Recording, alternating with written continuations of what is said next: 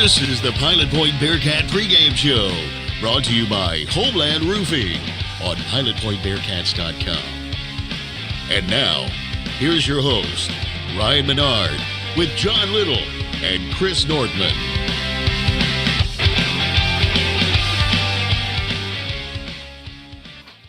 Happy Friday, Bearcat fans. This is the Bearcat pregame show brought to you by Homeland Roofing.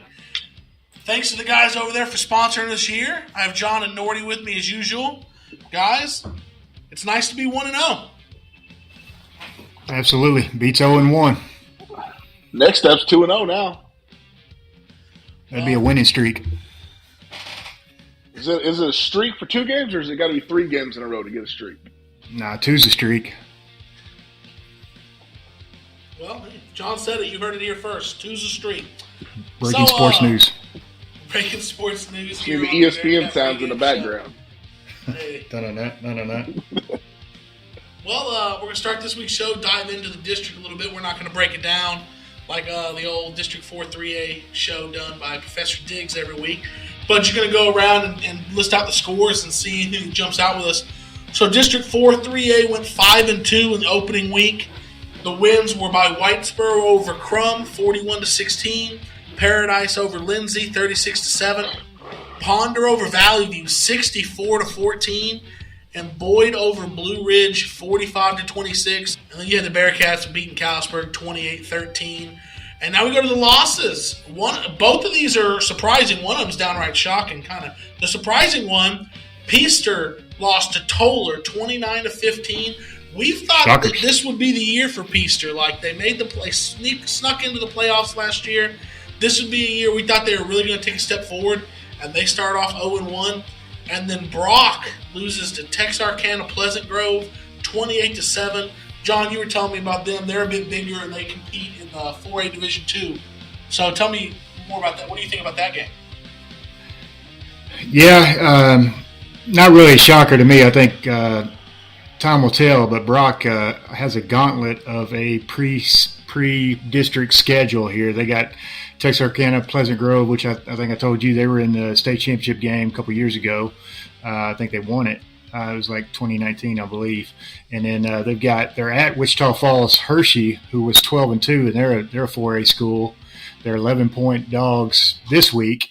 And then they got Wimberley and Gunner coming up. So they got a heck of a pre-district schedule, and I think they did that by design to kind of battle test them going into district and then the playoffs and see if that lights a fire under them on a run. They expect to be in the state championship game again, because you saw how when they're motivated, like they were against Jim Ned last year in the rematch, boy, they put it on Jim Ned in that rematch. So, maybe some early season losses will a lot of fire under those Brock Eagles, but it's yet to be determined if that's going to be a good thing for them to have such a tough pre-district schedule or not. Time will tell. Speaking of Jim Ned, they got beat up pretty good this week. They lost 7-30 to Howley. Wow. Yeah, so some of these teams taking big risk early. I don't think there's anything wrong with taking a big risk or maybe 2. But for a team like Brock to kind of stack the whole non-district, I think you risk like your psyche starting off the season. You can tell yourself you're playing excellent competition, but man, if you don't come away with some wins, or you only come away with 1 win, and let's say they beat Gunner. Gunner's a darn good football team, but they're quite a bit smaller than Brock. Man, you might be playing mind games to start, when come district time. Yeah, but Ryan, if you remember the the kind of the old adage on those guys was Brock had such an easy non-district schedule before that they wouldn't even play their starters really in the second half of games, and there was some thought that maybe that hurt them late in the season that their starters weren't prepared to play, complete 4 quarters. So, 2 sides to every coin. We will see. That's right. One on my list here, the score that jumps out to me is Ponder. Now, I know Valley View may not be the strongest challenge, but Ponder putting 64 points up on the board week 1. I know last year they switched back to a spread offense, but this is probably a lot of the same kids that just 2 years ago tried to run, 2 plays a minute, and they put up 64 points in the game against Valley View. I would love to dive into that a little deeper and see what that was all about. Boyd getting a big win over Blue Ridge. We know they had a lot of adversity towards the end of last year and just couldn't string any wins together. Whitesboro, who's the dark horse for a lot of people around here, 41-16 over Crum. But like I started at the beginning of this, Peaster, who we kind of looked at as the team this year that might make a big improvement, take a step forward. We liked John last time you and I were there. We liked what we saw from the team. We liked what we saw as the atmosphere from the fans and the program. And for them to come out week one and take a loss, I wonder what that's going to lead to. Yeah, and Professor Diggs said they were favorites in that, so that was an upset. And they've got the coach's son McElroy still at quarterback, and he's a stud. And they've got that Tremar Gilbert, the running back. So that's something to keep an eye on over there. See if the Peaster Greyhounds take a step forward or backwards this year. What an impossible job to be putting spreads in week one of high school football, considering we were, double-digit dogs to Callisburg, and we went out there and were in control from that game from the opening kick. Ryan, something I thought was crazy in that Ponder game, that was 57-0, I think, at halftime.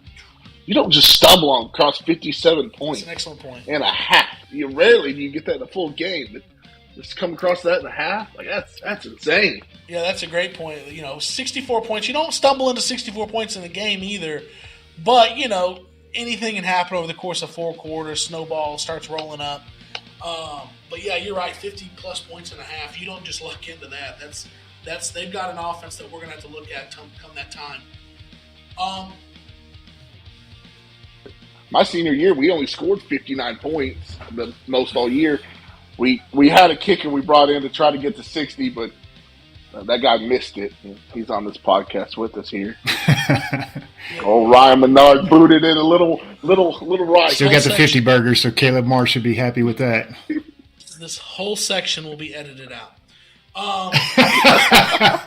So good call. Yeah. So moving to something more close to home for the Bearcats is we're not going to recap the first game. We're going to leave that to the post game show from Bearcat Insider, but I do want to get y'all's impressions. So this is the first time we've got to see this team. First time we got to see Coach Peacock be the head man on the sideline. John, what was your impression of this team week one?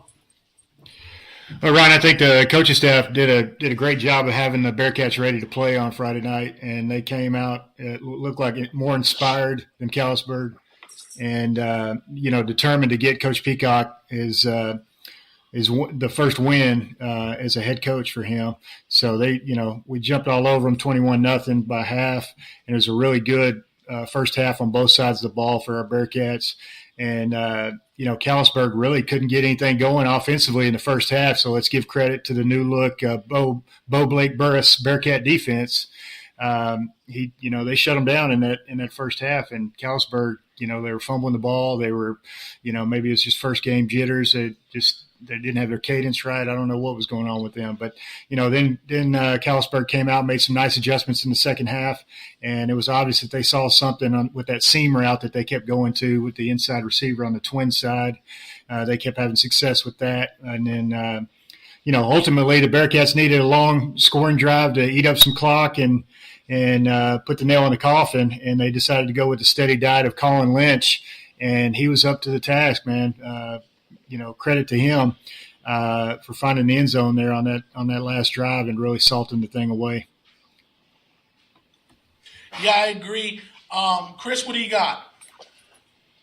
So there were some 3 things I noticed about the game. One, first game of the year, you noticed this quite a bit. We had a lot of players cramping. We that put us in a little pinch there in the fourth quarter. Luckily, we had number 3 coming in to help close us out in the game. That helped to have that. The big thing that I noticed was the fight in them. The Bearcats did get out to a big 21-0 lead, and momentum kind of went away from them there in the second half. We got to a 1-possession game. We got a good stop on defense, and then we came back and we marched down the field and scored. A lot of teams when that momentum gets taken away, they crumble, and we fought through that. And that was impressive for the first game of the year. That's kind of where I was going to go with this is I think, for those who know Kyle Peacock, I think this team took the personality of their leader. You see a lot of teams, especially in this day and age, when you come out hot and you get a touchdown on a big play, you get a stop, you get another touchdown. Sometimes you can see maybe the highs early in a football game get a little too high. And then when it starts going that other direction and you start not being able to put the ball in the end zone, the other team starts controlling the ball, controlling the clock, cutting that lead down every possession. Sometimes you see those lows get a little too low. I thought that they did an excellent job of not ever getting too high when things were good, not getting it too low when things were not going well, and ultimately it led them to be able to put the slide on, put the brakes on that slide and close the game out. One thing we talked about in the broadcast, which is, it's just natural this time of year. Hopefully throughout the year, we're able to work out of this. But we talked about how, and they talked about this on some of the podcasts that they had did, Coach Burris and Coach Peacock, on the scrimmages, is when they started getting tired, they had a little bit more mental mistakes than earlier in the game. Luckily, in this game, it wasn't necessarily, they weren't missing assignments, but we did see a little bit of lack of discipline there when we got a little exhausted, got a little fatigued, a couple penalties, a couple fumbled snaps, just a couple out-of-character things from the team, and we expect to see that get cleaned up as the season progresses. But it was an excellent outing all in all. Went on the road, got to win, and ultimately can't be any better than 1-0. Absolutely. So that's going to get us into the first part of our pregame show when we turn our focus to Plainview. Homeland Roofing LLC has been serving the DFW area since 2014 and is a proud sponsor of Bearcats football. Homeland Roofing is a full-service contractor who specializes in storm restoration and provides end-to-end service for all insurance claims. If you've had storm damage, you've filed a claim but have questions about that next step, or you'd like a complimentary inspection, call Homeland Roofing at 469-343-3536. 469-343-3536, or find us on Facebook, Homeland Roofing, Texas. So let's get into the players to watch for the Bearcats this upcoming week against Plainview. Doherty, give us your guy first. So last week, I focused on offensive line. I'm going to go back with that same group. Last week, I used monstrosity of a man in Ryan Riney. This week, I'm going to go with behemoth of a man in Eddie Batista, big number 68. Guy's just a monster up front, holding down that center position. I reached out to him today for some questions and comments. He talked to him about the snaps. He said, first game, it was hot. It was a little humid. He got a little sweaty hands. They got that fixed, though. They got him a little towel. They got that thing cleaned up. We only had 2 bad snaps. I look forward to this week. I don't think he's going to have any. I think he's going to be a mauler up front. On the defensive side of the ball, also, I look forward to him getting more pressures. Him and Ryan Riney last week. Ryan, I think in my comment, in my statement last week, only had 1 sack, and you got another one this week or last week. I looked for Eddie Batista to try to get one too. He didn't have any sacks last year, but he was also a big part of the pressure on the front line. I'm looking forward to Eddie having a good week this week. Yeah, it was, I think, the first or second play of the game, Ryan Riney busts right through the line, and as he's flushing out the quarterback to the right, Eddie Batista actually turned him back in the center of, the pocket, which allowed the Bearcats to get the sack. So great pressure from both of them early last week, and we'll hope we're going to need to see it again this week, and we'll get into some more reasons why about that later. But let's go to John for his player to watch. Yeah, Ryan, I'm going to audible a little bit. I thought about going with Colin Lynch, and even Cale Martin had a real good first week. But I think Aston Kirby's been slept on quite a bit. And, number 8 picked right up where he left off before his injury last year. He's a leading receiver in week 1 there with 9 receptions for 146 yards and a 57-yard TD. And, he flashed that speed that he's got running away from the Callisburg secondary, and not even that Mississippi mud flap he's got coming out of that back of that helmet. That couldn't even slow him down on Friday night. And I really want to see him get going in the return game. Hopefully, Plainview is not listening to this. Maybe they'll kick him the ball, because you saw, I think, Callisburg. I don't know if they knew Aston was going to be back there or not, but their game plan was definitely not to let anybody return a punt, because they were basically punting the ball out of bounds. Yeah, he did start off. We had a little bit of trouble starting off on our own with the broadcast, and we came live as he was running down the field for a touchdown. So he beat us. He beat the broadcast team to the end zone Friday night, and let's hope he can get it started early again this Friday night. I'm going to go a little bit of a different route. I'm gonna take two guys here, Jesse Rangel and Andra Witherspoon. Both made their varsity debuts Friday night from the corner position. Just over the years, and I'm not just talking about the last 2 years we've been doing this, over a long time of watching Bearcat football, I have seen a lot of corners have struggle when they first come up, learning what it takes to be on varsity, playing in space sometimes, just getting lost out there. And last week, those two guys looked like they had been on the varsity a couple of years playing corner. They were great in coverage down the field. The only success that Callisburg had in the pass game was in the second half on the slant routes from the slot. They couldn't get anything going down the sideline. And both those boys came up and they showed willingness to be physical, make tackles in the run game, make tackles in the screen game. I believe it was Witherspoon on the first drive. It was Witherspoon or Rangel, one of the two. It was Witherspoon. Came up early on a Huge. fourth down. They threw a tunnel screen or a little bubble screen out there, and he came up and made the tackle for loss, into the turnover on downs. And they're the players to watch this week because Plainview lost a lot of talent from last year's roster that I'm going to get into in a minute. But maybe their most talented player, the only player on the roster that has multiple Division I offers, is a 6'3" senior receiver, and one of these two guys is going to be with him all night. And they're going to have that 3 safety look over the top for help. But ultimately, this receiver from Plainview, 6'3", 220 pounds, Division I offers, he's going to make some catches, and when he does, these kids are going to have to tackle him. Yeah, that's number 10, Morgan Pearson. Ryan, if you remember back 2 years ago when he was a sophomore, he had a real nice night in Pilot Point. He made some incredible catches. He is, like you said, he's 6'3", he's 225. He's got 11 Division I offers, including Iowa State, North Texas, Oklahoma State. So he's legit. He's a heck of a baseball player out here as well. So he's a two-sport star. Yeah, so let's get into Plainview. Plainview Indians head coach Joe Price. In 2021, they went 8-4. They made the Oklahoma State playoffs, went a couple rounds deep before they lost. They did lose their quarterback, Reese Taylor, who was their starting quarterback the last 2 years when we played him. He was an athlete. And they did lose their best running back and their star middle linebacker, Caden Pickens. He's somebody John highlighted before the first matchup 2 years ago at Massey Stadium. And both those guys were back last year. And, man, they were both real tough to stop. Both those guys are gone.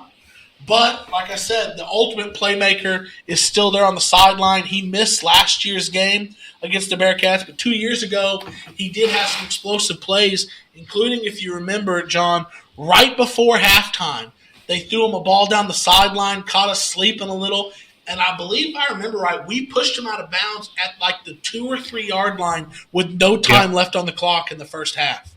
Yeah, thank goodness it was Ish on that side because he had the athletic ability to make up for that and push him out of bounds right before he was able to score. So that would have been a huge turning point in the game. Yeah, they run one, pretty. Was Caden Pickens the guy that played hard-working man every time he touched the ball last year? He's number 32. I think you're right. He ran a kickoff back on us last year.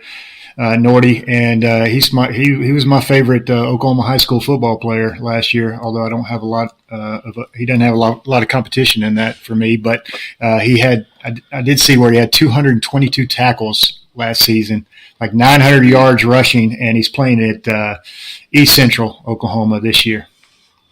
Well, he was a beast, and like I said, before we even played our first game against Plainview, John had highlighted him and said he was going to be a problem, and he sure was. Plainview runs, what seems to be the most popular high school offense these days. They run a spread offense, but they really like to, or in the past, they've really liked that power run up the middle because they've had good athletes in Reese Taylor and Caden Pickens. I'm sure they have good athletes again now, and they're going to, run a similar offense. But the ultimate playmaker is out there on the edge, big, like we've talked about, a 6'3", 220-plus pound receiver, Morgan Pearson. And because he's the number one playmaker now, they like to get him the ball in a variety of different ways. And one of the ways that they like to do the last 2 years in getting him the football is give it to him on the jet sweep, running from left to right or right to left, get him going with some momentum, give him the ball, let him break contain. From my sources, they hadn't run that much in the scrimmage yet, but I know the Bearcats are prepared for that.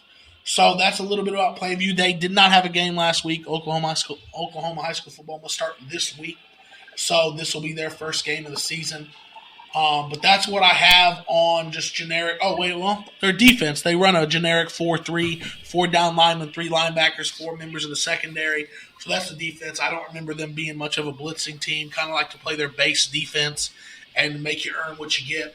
Another thing about the last 2 matchups between the Bearcats and the Indians, the Bearcats have gotten off to pretty explosive starts the last 2 years when they've played Plainview, especially 2 years ago at home. Got off to a really explosive start. That was the most explosive Bearcat team John and I have covered was 2020 with Max Holler and those guys.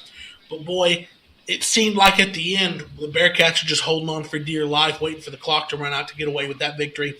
Last year we got off to a good start. Plainview kind of brought it within close, and then it was a real grinded-out win for the Bearcats at the end of the night. So I think we're going to be more in for that sort of style, hopefully get off to a good start, but it's going to turn into a real grinder, and the Bearcats are going to have to fight for this victory. Nordy, what do you got on Plainview? I had a lot of the same kind of notes you had. This is their first game. They got knocked out in the second round. I did see they're ranked number 8 in 3A in Oklahoma. Their offense last year was pretty high powered, averaging 35.7 points per game, turning 6 starters. I did have a guy to watch out for was Justice Gillum. He's 6'1", 250. Seems like a little stout offensive lineman. I did read he started last year as a freshman, and he was the first freshman to start in 10 years for Coach Joe Price. The kid's received a couple D1 offers as a lineman, so he could be someone to watch out for on both sides of the ball. Could be a mean guy up front. That was most of my notes I had on Plainview. Well, John, let's go see what you got about Plainview, and then let's get into our 3 keys of the game. Yeah, for me, it's going to be interesting to see how they replace their quarterback. It looks like number 7, Grant Graves, who's a senior, is going to be under center. And so maybe it'll benefit the Bearcats that this is going to be his first real game action as a starter. And with the Bearcats having 1 game under their belt, we may have an advantage there. Of course, we already talked about Morgan Pearson, the 3-star wide receiver / defensive back. Number 10, he's going to be all over the field. And then the guy that they're looking at to replace Caden Pickens is number 21, Blake Stewart. So he's a junior. He's listed at 6'2", 200 pounds. He's going to play middle linebacker and some running back. And if you remember, Ryan, they made a big change in the second half last year, Plainview that is, offensively. They started out in a spread, and they were having all kinds of problems with their cadence and guys jumping off sides. And then they ended up, if you remember, they went under center and 2 back and just kind of started giving it to Pickens 3 yards in a cloud of dust, and they were having a lot of success in that in the second half. So it'll be interesting to see if they bail on their game plan this year or not. I don't think they will because with Morgan Pearson out there, I think they're going to look to get him the ball in multiple ways as many times as possible because he's going to be the guy. That's all I got on players to watch and kind of the overview on Plainview. If you want to get into the keys. Yeah, well, let's go ahead and dive right into the keys of the game and see what it's going to take for the Bearcats to come away with a victory on Friday night. Yes, sir, Ryan. So key number 3 I've got is finish the fight. And again, I think the depth chart might play a factor in this game. Plainview has quite a roster that they've given us. 47. I counted 47 folks on that roster compared to 26 to the Bearcats. So they got the numbers on us. Now I don't know what their JV and all that looks like, but they've got 13 seniors listed. So. We'll see if that has a factor in the game, but I think the depth chart and again the Bearcats got off to a great start in the first half and salted that thing away in the second half. But we'll see if we can play 4 quarters of solid football this Friday. That's key number 3. And key number 2 is to avoid the second game shenanigans. If you remember back to the second game last season, when we witnessed the debacle in DeKalb, if you will, as it were.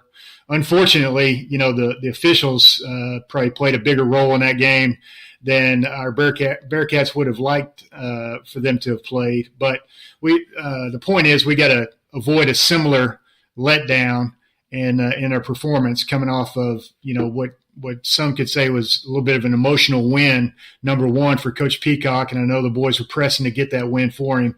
So I think we'll be able to tell by the end of the first quarter if our Bearcats are emotionally into this one or not on Friday night. And we'll see if maybe the first game of the season for the Plainview squad, if they have a bunch of mistakes and penalties and things that maybe they haven't been able to clean up since they've only gone through that one scrimmage against Ada, I believe it was. So maybe some botched snaps and some early season false start penalties could be a factor there for Plainview. And then key number 1, and I think Chance will remember this one because it's by Rob Bass and DJ Easy Rock from 1988, and it's called It Takes Two. Let me see if I can press play here. Hit it. Y'all remember this one? I wouldn't say I remember it, but I've heard it. Takes two to make things go right. It takes 2 to make it out of sight. It's going to take Aston and crew to make it out of sight, I think, on Friday night. It takes 2 to make it out of sight. I'll get to rapping here in a second. I'm Rob Bass and I came to get down. I'm not internationally known, but I'm known to rock a microphone because I get stupid. I mean outrageous. Stay away from me if you're contagious, because I'm a winner. No, not a loser. See, it's what I choose. Ladies love me. You know this, Chris. Girls adore me. I mean, even the ones that never saw me. Like the way that I rhyme at a show. The reason why, man, I don't know. So let's go, cuz. So anyway. I did not inherit any rapping abilities from my I'm not as good as I once was, Nordy, but I am good once as I ever was. That's a little Toby Keith reference since we're playing Oklahoma team. Thank you, Toby. So anyways, what I mean by that is it takes 2. So I think we're going to have to double team old number 10, Morgan Pearson. And, hopefully he doesn't get 2 or more touchdowns in the game. And I think kind of the magic number is around 200 yards. We got to hold him under that. If we hold him under 2 touchdowns and under 200 yards, I like our chances. But I also think it's going to take, like I said, a double team. We're gonna need Crew Chandler. We're gonna need Aston Kirby. We're gonna need those corners, Witherspoon, the ones you mentioned, Ryan, to just have a huge game. To get our second victory of the season. So that's what I got. How would you like to be a defensive coordinator when you're going in and you hear, man, if you can just keep that guy under 200 yards and 2 touchdowns, we have a solid chance. Man, how nightmarish is that?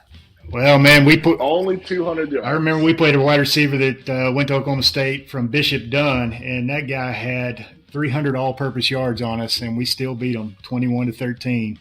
I think Paul Dennis, had a tackle that saved him from going another 99 yards and maybe finishing the game. And I broke up a couple of passes to him, but I gave him about a 45-yard cushion so he couldn't get behind me. I bet there were a lot of teams last year saying, man, I wish we would have held Aiden Cox under 200 yards. Oh, there's no doubt. Yeah. Well, guys, it's been fun tonight. It's going to be fun Friday night as the Bearcats start their home opener at home against the Plainview Indians. It'll be the 3rd time in 3 years we see these guys starting to get a little bit familiar. Still a few guys on both sides are going to have been a part of all 3 games. So it'll be kind of fun to see how it goes. But I'm excited to bring the home opener on Friday night. Should have fewer technical difficulties than last week, being we're at our home field, not just the Bearcats, but the Bearcat broadcast team. So from us here at the Bearcat pregame show, brought to you by Homeland Roofing, that's all we have for you. We'll see you Friday night. Go Bearcats. Go Bearcats. Go Bearcats.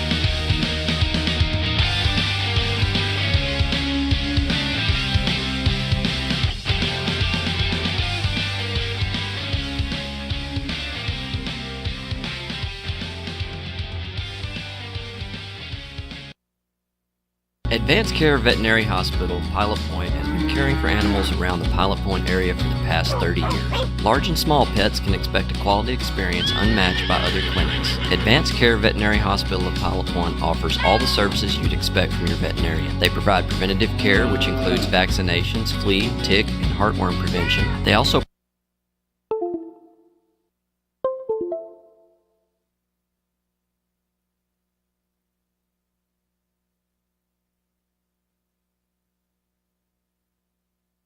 Advanced Care Veterinary Hospital, Pilot Point, has been caring for animals around the Pilot Point area for the past 30 years. Large and small pets can expect a quality experience unmatched by other clinics. Advanced Care Veterinary Hospital of Pilot Point offers all the services you'd expect from your veterinarian. They provide preventative care, which includes vaccinations, flea, tick, and heartworm prevention. They also provide sick animal care, surgical, and dental needs with their full-service lineup. Good luck to the Bearcats this season from Advanced Care Veterinary Hospital of Pilot Point, where pets are family.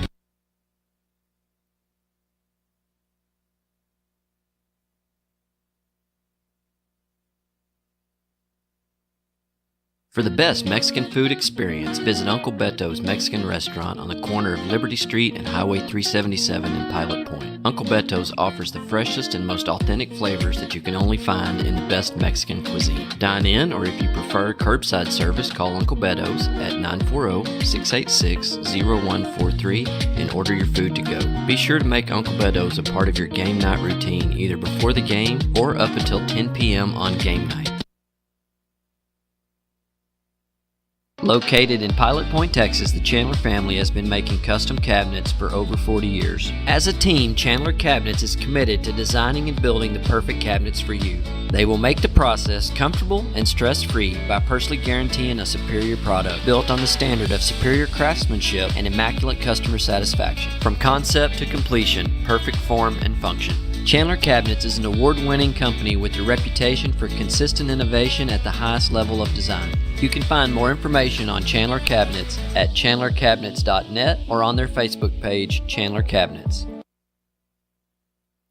How good would you be at something if you've done it for 150 years? Probably pretty good, right? Well, at Chapin Title Company, that's exactly how much experience we bring to the table on each and every closing. Helping you realize the American dream of owning your own home is what we do best. And when we say best, we really mean it. We've been voted Texoma's #1 title company 12 years in a row. So when buying or selling your next property, tell your realtor you want to use Chapin Title right here in Pilot Point. Go Bearcats! Are you into classic cars and trucks? Then don't miss Chrome Fest, Saturday, September the 3rd on the historic Pilot Point Square. Enjoy local food, live music, auction items, and the best car show you'll find anywhere. If you have a hot rod, vintage car, truck, or motorcycle, come on down to the Pilot Point Square and show it off. Chrome Fest, 8 a.m. to 1 p.m. Presented by Grace Point Nazarene Church. For more info, go to gracepointnaz.net. That's Chrome Fest, September the 3rd on the historic Pilot Point Square. Hi everyone, Mom here. Corner Cafe is proud to support the 2022 Bearcat and Pilot Point. Featuring breakfast and lunch signature dishes and weekly specials, you can visit Corner Cafe 7 days a week from 7:30 to 2:30 to enjoy your favorites. Have a great season, guys, and we'll see you all soon at the corner. Go Cats!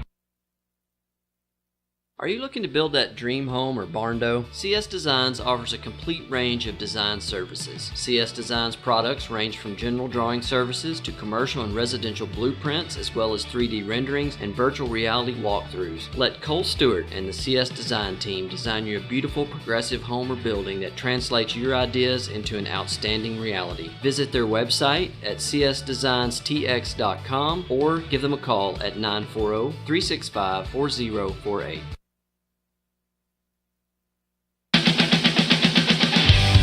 This is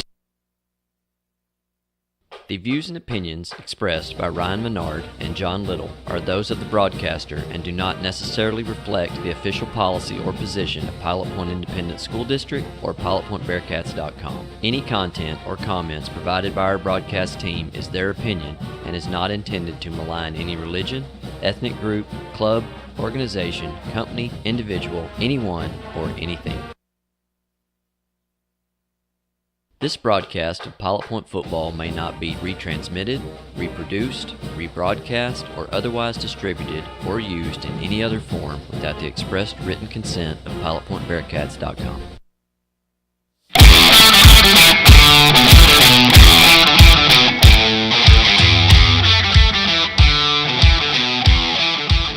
This is Pilot Point Bearcat football live on PilotPointBearcats.com. And now to the stadium with Ryan Menard and John Little.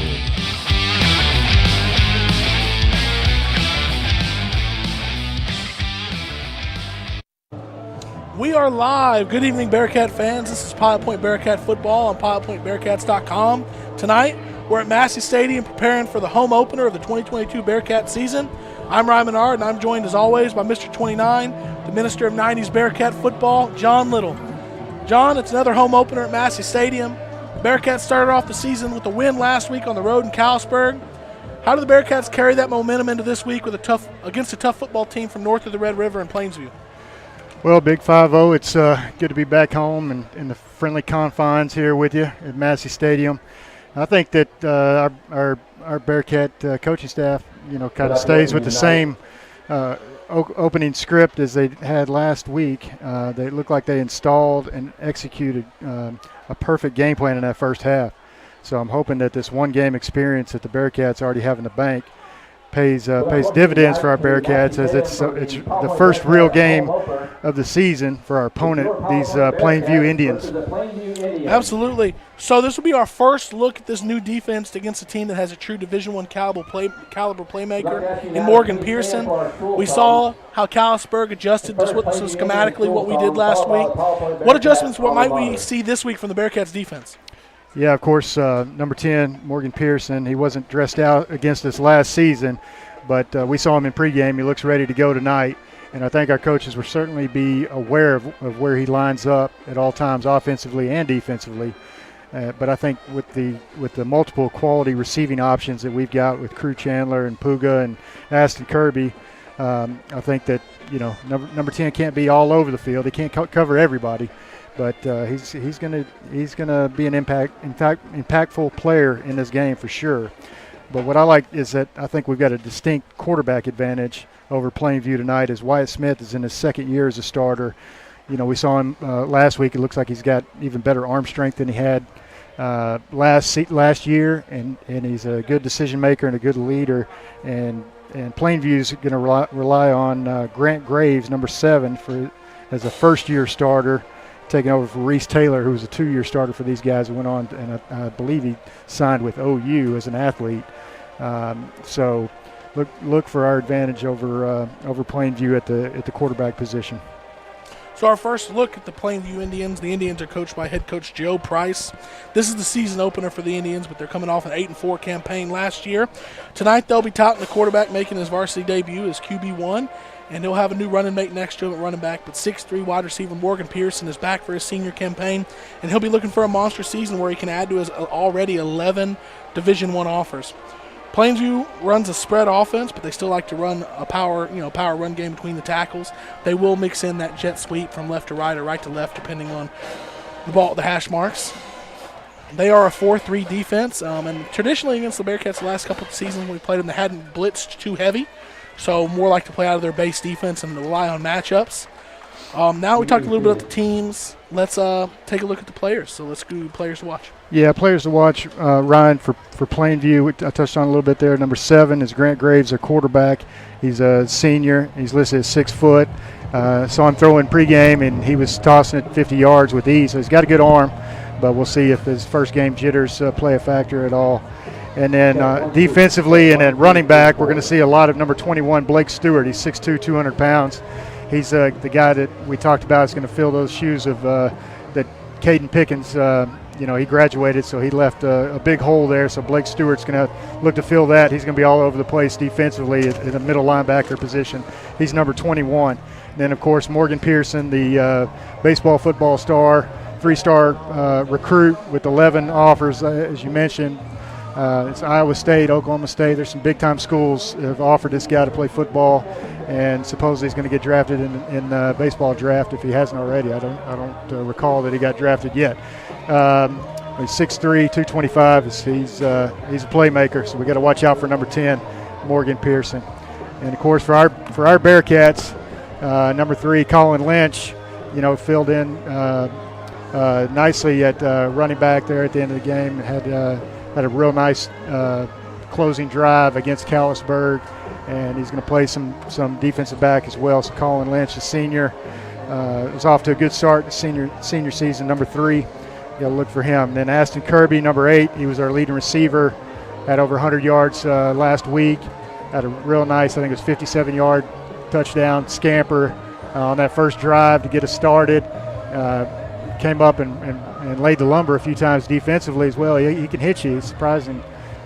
He's not the biggest guy on the field weight-wise, but Aston can tackle, and he'll hit you. And I think he's going to play a factor in the return game today if they kick it to him. Callisburg wasn't inclined to kick it to him. We'll see if Plainview kicks it to Aston or not.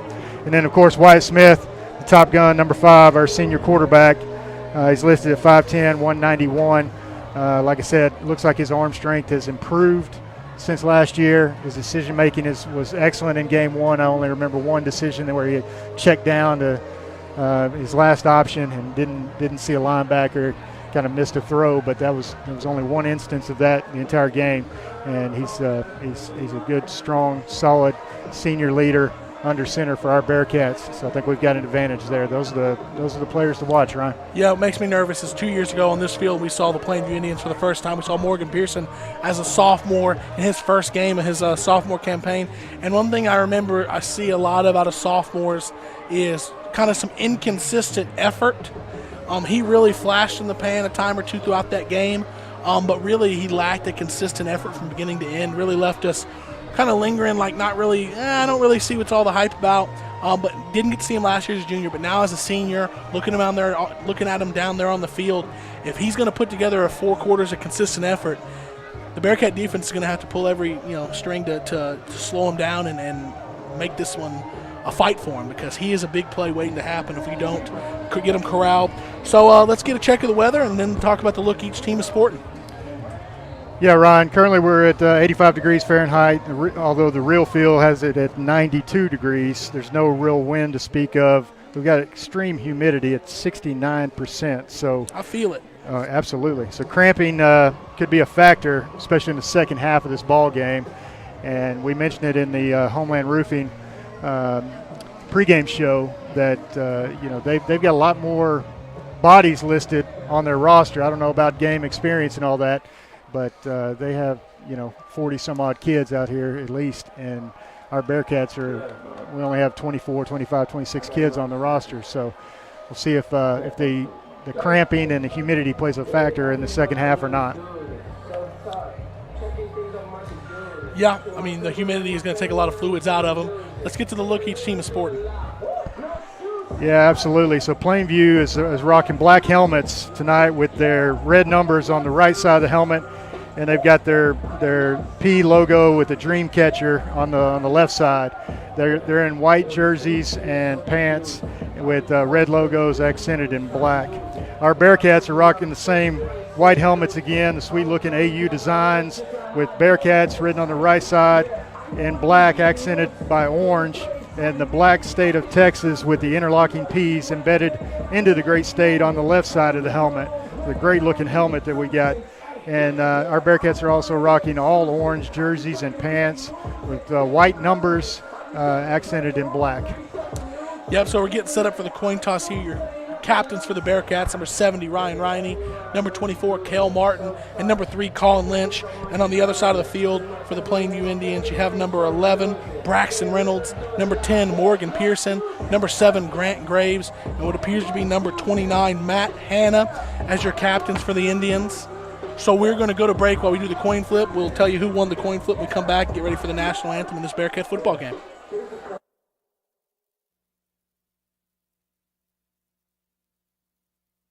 With 40 years' experience, DC David Construction LLC is a general contractor specializing in custom metal buildings, cement work, remodels, painting, and almost any other application you may need. DC David Construction LLC takes pride in the high level of professionalism, knowledge, and craftsmanship you will receive on every job they do, large or small. DC David Construction LLC is fully insured and always willing to give you a quote. Call DC David Construction LLC today at 940-390-8656.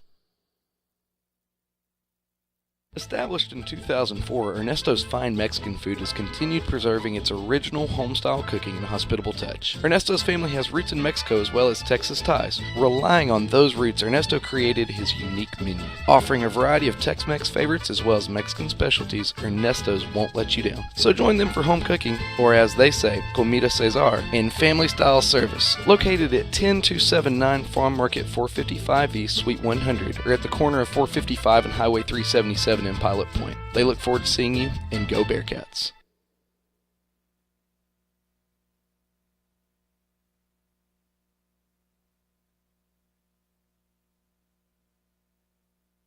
Do you need a maintenance check or emergency repair on a heating or cooling unit? Fowler Air is available to handle all of your heating, cooling, and ventilation needs. Fowler Air will work with you to find an HVAC solution that fits your needs by providing you with a full consultation, explaining all your available options so that you can choose the system that's right for your home or business. Give Fowler Air a call today at 817-487-2286 and schedule your service. That's Fowler Air, 817-487-2286. Since 1983, the Scott Walker Insurance Agency has been covering the insurance needs of Pilot Point. Regardless of what that need may be, they have you covered, offering homeowners, auto, life, farm and ranch, and commercial. Give them a call at 940-686-2692. That's Germania Insurance, the Scott Walker Insurance Agency, located just north of the town square at 211 Scott Lane in Pilot Point, Texas. Scott Walker Insurance Agency, always there to help.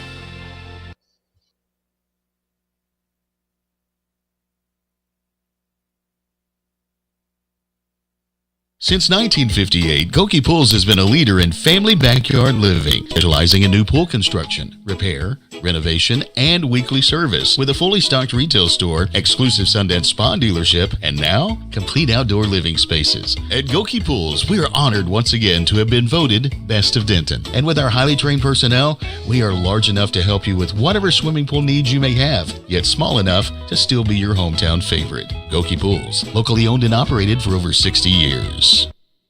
Well, the Bearcats have taken the field, and the Indians are just struggling taking the field. False start out of the tunnel, then miscommunication on who's coming out when. That hopefully, for their sake, they play better. They might have an injury. I don't know. Hopefully they play better than they run out of the tunnel. It's their first real game, and I was wondering if false starts and things were going to be a factor. I didn't expect the false start and the run-through sign to be a factor. Absolutely. Well, the coin flip happened. Plainview won the coin flip and has elected to defer, so the Bearcats will start this game with the ball, which I think is after how you started off last week on offense, coming out here against a team that's just starting their season, getting their feel. I like getting the ball first. Yeah, I do too. It certainly worked in our favor against Callisburg. We'll see if we're 2 for 2 in that aspect. Absolutely. So about to play the national anthem here, and then we'll get ready for Bearcat football in the Ernesto's Mexican Restaurant first quarter.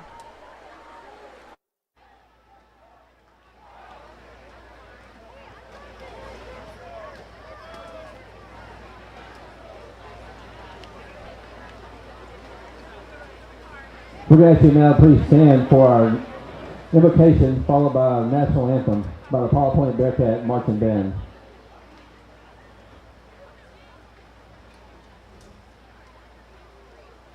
Let's pray. Dear Father, we thank you tonight for allowing us the ability to be here tonight and celebrate a game of football with these two teams. Lord, we just pray that you just protect each and every one of the players on the field tonight. Lord, just be at Plainview as they go home, just give them traveling mercy.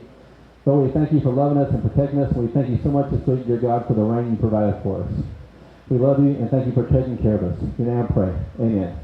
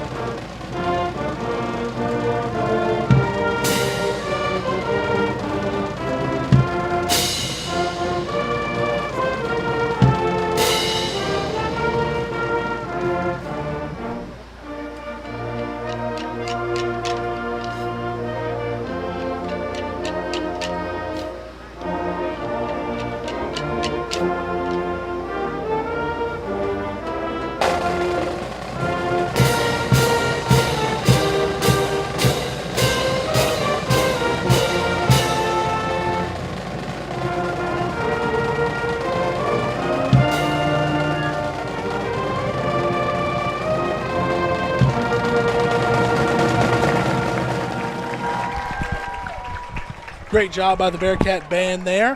So this is 2022 Bearcat football presented to you by PilotPointBearcats.com. And this upcoming first quarter is presented by Ernesto's Fine Mexican Food. Well, here we are, first home game of the season. You know, weren't exactly sure what to expect last week with the first game. A lot of turnover, a lot of guys graduated, a lot of new guys making varsity debuts, lost a couple huge weapons. And, you know, here we go. We looked good last week, and we got is it repeatable? Pleasantly surprised by last week, and now we got started. Thought the coaches had an excellent game plan. We'll see. Looks like we're facing a little bit deeper team tonight. Kind of an unknown, being an Oklahoma team. Don't have a lot of film on them. They've only had one scrimmage that I'm aware of, and it's on film. So we will see. We'll see if, again, we want to avoid the debacle at DeKalb. I know that. Yeah, there were so many extenuating circumstances that went into even getting to DeKalb last year. So I guess you can kind of level with them, a long drive, kind of come up with out of nowhere. Hey, we had our own debacle up there on the broadcast. You remember we couldn't even get any sound. Absolutely. But so this kickoff is brought to you by Southern Junkies. Bearcats set to receive. They have 3 guys back, ready to return. Aston Kirby's in the middle. Crew Chandler is on the Plainview sideline, and Gage Anderson is on the Bearcat sideline. So 3 return man deep. I'm hoping this Southern Junkies kickoff goes to Aston Kirby, but they went short. It's a little short pooch kick. Somebody's got to jump on it. And Dawson David fields it off with the short hop, like a shortstop. We're going to have to work on that for the next kick, but here we go. Bearcats going to take their first possession here at their own 38-yard line on the, well, I don't know exactly how they're going to spot it in the hash mark. Yeah, they're going to put it 38-yard line, kind of right in the center of the field is where the Bearcats are going to get started. Yeah, we didn't field it the cleanest, but, hey, we'll take this decent field position to start the game. Absolutely. Ball resting on about the 38-yard line. At quarterback number 5, Wyatt Smith. Looks like we're going to come out trips to the side. Yep, trips left, no receivers wide right. There is a tight end over there. Wyatt Smith hands it off up the middle to Gage Anderson. And Gage Anderson, like we're used to, tough run. He's going to grind it out to about the 43-yard line. And that's going to be 5 yards on first down. Gage does a great job after initial contact, still driving his feet, getting those extra yards. I think he got three extra ones after the first initial contact on that. I'm going to start the Independent Financial starting lineups. We're going to do the linemen. Ryan Riney, Cole Left, Eddie Batista, Manny Segundo, and Angel Salazar, your starting offensive line. Snap. Quarterback keep up the middle with Wyatt Smith. He's got plenty of space. He's going to try to bounce it out to the left hash where he takes a big hit at the 45-yard line of the Indians. And he took a pretty big hit, and he is slow to get up. Yeah, he's a little shooken up, and I've seen guys get kicked out of college football. He definitely took a big hit, so we're going to step away while they tend to him and see what happens here from here. We're going to get a commercial, and we'll be right back. In photography, image is everything. That is why Gypsy Road Photography is the first choice in North Texas for wedding, prom, graduation, teen, and family photography. Gypsy Road is nationally recognized. Senior Inspire magazine named them one of the top 50 photography studios in the U.S., and their attention to detail is unmatched. You will find Gypsy Road's work in the Pilot Point game program with photographs of Pilot Point Cheer and the Pilot Point Bearcat seniors. So book your session today on their Facebook page, Gypsy Road Photography, where image is everything. So we're back here. Crew Chandler is going to step in for quarterback for Wyatt Smith here, and it will be a 1st and 10 at the Indian 45. Snap is a bit low. He fields it, hands it up the middle to Gage Anderson, who's going to spin out of a would-be tackler and going to get about 3 yard lines. Going to finish this Independent Financial starting lineup. Wyatt Smith was the quarterback. Crew Chandler is now the quarterback. Gage Anderson's the running back, and receivers Aston Kirby. Crew Chandler started at wide receiver. Jesse Rangel, and tight end / fullback is going to be Alex Puga. So interesting to see if Wyatt Smith is not able to return here in a short order. The Bearcats don't actually list a backup quarterback. Starting receiver Crew Chandler is stepping in, so we'll see what he has at quarterback. Yeah, facing a little adversity early in the game here. We didn't expect to be changing quarterbacks this soon. Trips right. You know, okay, this is, as a lineman, I can speak to this experience here. Looks like it's a pre-snap penalty, and it's going to be on the Bearcats. So the change up in cadence from one quarterback to the next can really affect an offensive line, especially if you look at the pregame and the warm-ups. They don't actually even warm up a backup quarterback. Wyatt Smith takes first and second team snaps.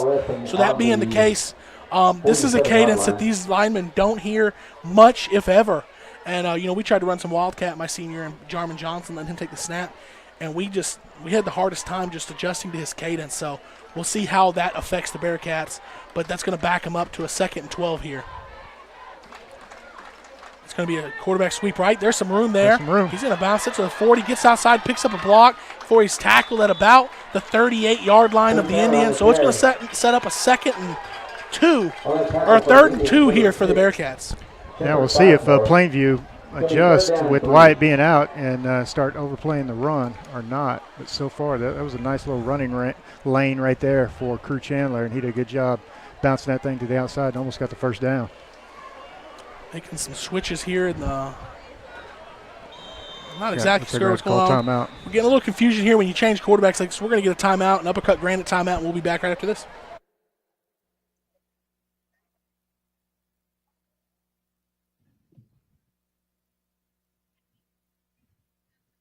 Homeland Roofing LLC has been serving the DFW area since 2014 and is a proud sponsor of Bearcats football. Homeland Roofing is a full-service contractor who specializes in storm restoration and provides end-to-end service for all insurance claims. If you've had storm damage, you've filed a claim, but have questions about that next step, or you'd like a complimentary inspection, call Homeland Roofing at 469-343-3536, 469-343-3536, or find us on Facebook, Homeland Roofing, Texas. Russell Pelzel with Hometown Pharmacy has built a reputation on providing only excellent service and support to the Pilot Point community. You can depend on Hometown Pharmacy to deliver the best customer service along with a selection of quality healthcare products. When you use Hometown Pharmacy, you will work with a knowledgeable and understanding staff who will help you find the right products and solutions tailored to fit your lifestyle, as well as equipment that will integrate into your daily life. Contact Hometown Pharmacy at 940-686-0123. Well, the 3rd and 3, the Bearcats run a jet sweep, hand it to Aston Kirby on the sprint, and he's going to turn it up and get an Irish Real Estate Group first down for the Bearcats. So with the quarterback situation, until when and if Wyatt Smith comes back in the game, it is pivotal for the Bearcats to stay ahead of the chains here. Don't want to get backed up. They have a 1st and 10 at the Indian 30. Looks like we had him off sides, but we didn't snap it. There is a flag that come out, and I wonder, so the Indian was in the neutral zone. Hopefully we were able to move while he was in the neutral zone. No, they're going to call that advanced vet care penalty on the Bearcats. Back us up 5. Interesting. So the defender definitely moved. I didn't actually ever see a Bearcat move. I didn't either. I mean, he must have, I guess, but I didn't see a Bearcat move.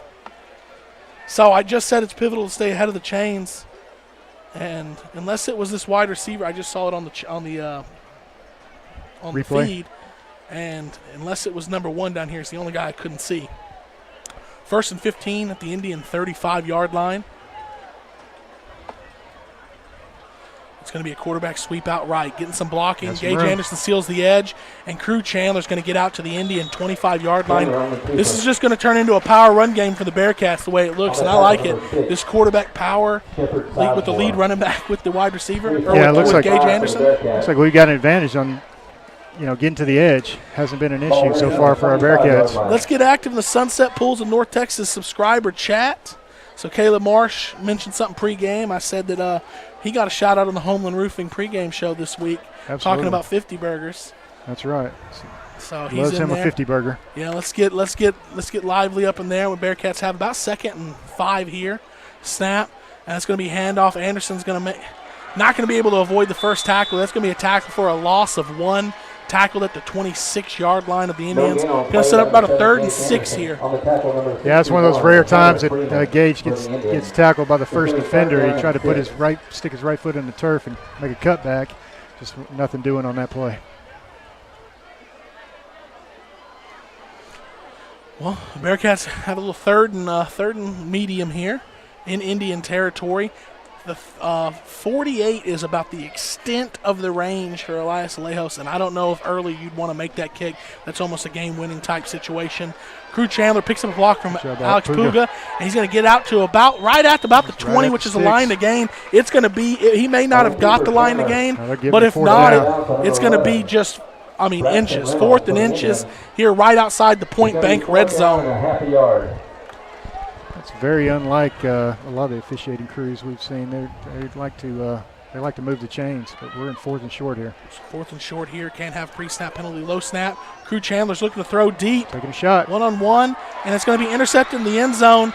And we talked about this last week where I saw it on a college football game. You thought you drew them off sides, and I don't like it on something as important as 4th down. Hey, this is the most important play here. I don't know I got the penalty. I have to get that half a yard. Instead, we throw a jump ball in the end zone thinking we got the penalty, and we didn't. So the interception stands, and the Indians are going to take the ball 1st and 10 at their own 20. Yeah, and you saw our offensive line stay out there looking for a penalty flag, but there's not one to be found. So we'll see this Bearcat defense. They're going to need to stand tall here. Indians 1st and 10 at their own 20. Morgan Pearson's going to be the lone wide receiver down here on the Bearcat sideline. 2 receivers left, and Grant Graves at quarterback with 1 running back next to him. Motion, Morgan Pearson right to left. First play is that jet sweep, and we're going to seal the edge, force him back inside. But he's shifty. All that running to gain no yards. Excellent defense there by Colin Lynch. Certainly was, and I think it's a good play call on Plainview side, giving it to their playmaker on the first down, and he was trying to make anything out of it, but there was nothing doing. Colin Lynch was all over that play. Well, that's going to gain about a half yard there. It's funny. Heard they hadn't showed that play on tape, and but the Bearcats kind of remembered from a year ago and 2 years ago they like to run that on us. So the Bearcat defense, even though hadn't seen it on tape or anything, decided that they were going to prepare for that, and they looked prepared for it. Sure did. Morgan Pearson is – where's he lined up here? Doesn't seem to be on the field in this play. Grant Graves takes the snap, handoff to the running back. Alex Puga there to meet him at the line.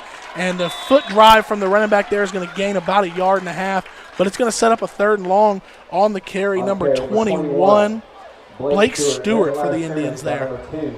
And Puga returned the favor on old 21. 21 put it on our quarterback on the first play of the game. Puga really sized him up right there. It was a really nice tackle. Here comes Pearson down at this end. 2 receivers right, 1 left for Grant Graves. He's looking over at Morgan Pearson. Jesse Wrangle's going to run with him. Slant, throw. Oh, they run out into the flat off that slant. And I like the physicality from Wrangle there, who comes and makes a tackle, but the Indians get the line to gain. Look at us, we're focused on the slant. We had the 2 men on the slant. Guy from the flat sneaks out, makes the catch, and good job on Graves there, not trying to force that to Pearson on the slant. Yeah, we put a little bit too much focus there on Morgan Pearson on that play, on that slant, which Callisburg had quite a bit of success on the second half on a slant play. So Graves did a good job checking to his second receiver there. Diamond quad right, 1 receiver left. Snap, and they're going to quarterback draw up the middle. And Grant Graves is going to have some room. And Colin Lynch or Aston Kirby are going to have to push him out. Colin Lynch is going to push him out after a big run to the Bearcat 35-yard line. They emptied out. They spread everyone out and then ran the quarterback draw. There just weren't a whole lot of Bearcats left in the middle of the field. Yeah, and Grant Graves showed some good speed there. We didn't know what to expect from him, but you don't want a guy like that gaining too much confidence in his first start.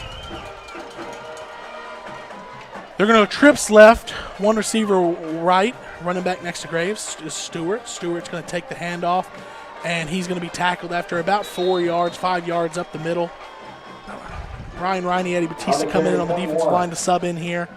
Added a little bit of the side. Independent Financial starting lineup for the defense. We have Alex Puga, number 56, Leo Severin Jr., Eddie Batista, 68, Ryan Riney, 70. That's your defensive line. Your corners are Andra Witherspoon and Jesse Wrangle. Your linebackers are going to be Cale Martin, and Locke is in there, Cooper Locke.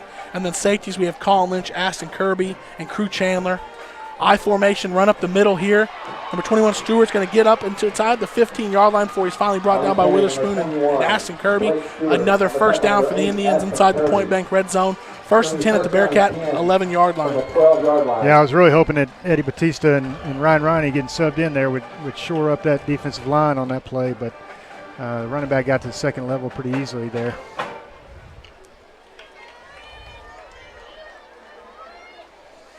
Under center here, I formation. You brought this up on the Homeland Roofing pregame show that they like to do this to us every now and then last year. And here they're right back to it.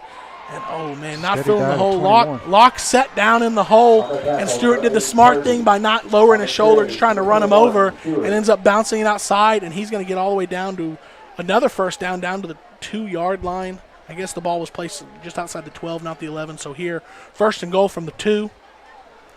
We are getting a steady diet of Blake Stewart for sure, and Aston Kirby's been asked to make too many tackles so far in this game. Yep, diamond formation, pistol. Hand off to number 9 up the middle, and he is going to spin and not get in. I thought there was no way we were going to keep him out, but number 9, Taylor Winchester, does get stood up and can't punch it in, so it's going to set second and goal from the 1. Yeah, it looks like Tyler Winchester just didn't drop his pad level there. He didn't want it enough to get in the end zone. He was running a little bit too high. Bearcats were able to spin him down short of the line of the goal line. That diamond pistol formation again, and they're just going to run the same play, and Winchester's going to get in this time. The line got a good move, and that's an Indian touchdown here on their first drive. So we have the Pilot Point Feed Store scoreboard check, 2 minutes and 54 seconds left in the first quarter. Indians 6, Bearcat 0. Indians attempting the Nick's Italian PAT.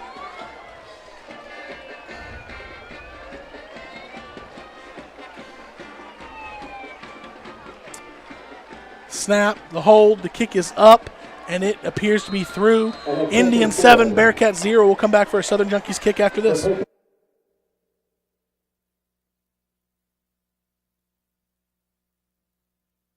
Independent Financial offers big bank benefits with a hometown feel. Their personalized financial solutions can help turn life's challenges into new opportunities. Independent's business banking is powered for growth, and they support innovation and new ideas. Independent Bank's digital convenience allows you to bank how, when, and where you want. Independent Financial is the premier regional bank with 90-plus locations across Texas and Colorado. Independent Financial. Visit them at ifinancial.com. Independent Financial is a trademark of Independent Bank, member FDIC. Independent. Hi, I'm Chance Kirby with IRIC Real Estate Group. When it's time for you to buy or sell a home, I would like for you to consider IRIC Real Estate Group as your brokerage. Our experienced agents are all from the Pilot Point area and are best equipped to serve your real estate needs. Be it residential, commercial, or ranch properties, we have an experienced agent that is willing to help you. We've been Pilot Point's real estate choice for over 70 years. We would love the opportunity to be yours too. Getting back for this Southern Junkie kick, we're going to go to a goal key pool stat check on that Indian drive. The kick is up, and it's fair caught at the Bearcat 31-yard line by Andre Witherspoon.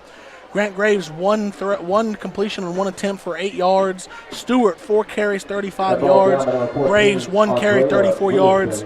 Pearson, 1 carry for 1 yard. Winchester, 2 carries, 2 yards, and the touchdown. And that was the stats for the Indian scoring drive. So 71 yards on the ground, 8 yards through the air for 79 yards and the touchdown. Yeah, and it looks like it's still going to be next man up. Crew Chandler is returning at quarterback here for our Bearcats. Much different start than that game number 1, Ryan. Yeah, well, we've shown we can absolutely move the ball on the ground. If we got to get a little bit of a pass game to go with it, and we can move the ball, but we'll see how that's going to go. Gage Anderson spins out of a first tackler, only to gain 1 yard, and make it a 2nd and 9. Yeah, and it looks like number 29, Matt Hanna, Plainview's already made an adjustment there, kind of came in a little run blitz on that far side, and had the perfect call in for our offensive play. 2:43 left in the first quarter, brought to you by Ernesto's Fine Mexican Food. And there's going to be 2 receivers left, 1 right. Crew Chandler still the quarterback with Colin Lynch next to him. Running back here for this play. Snap is a little low, fielded. Crew Chandler Quarterback power, number 1 comes up hot and heavy, and Crew Chandler escapes it, reverses field. Crew Chandler showing his shiftiness with the ball. All that's going to get 8 yards and set up a 3rd and 1. I think the Indians are starting to creep up in this run game. Number 1 there for the Indians, Toby Stedman, came flying off the edge, not worried about the pass at all. We're going to have to mix that in here. Yeah. Maybe not on this 3rd and short, though. Exactly.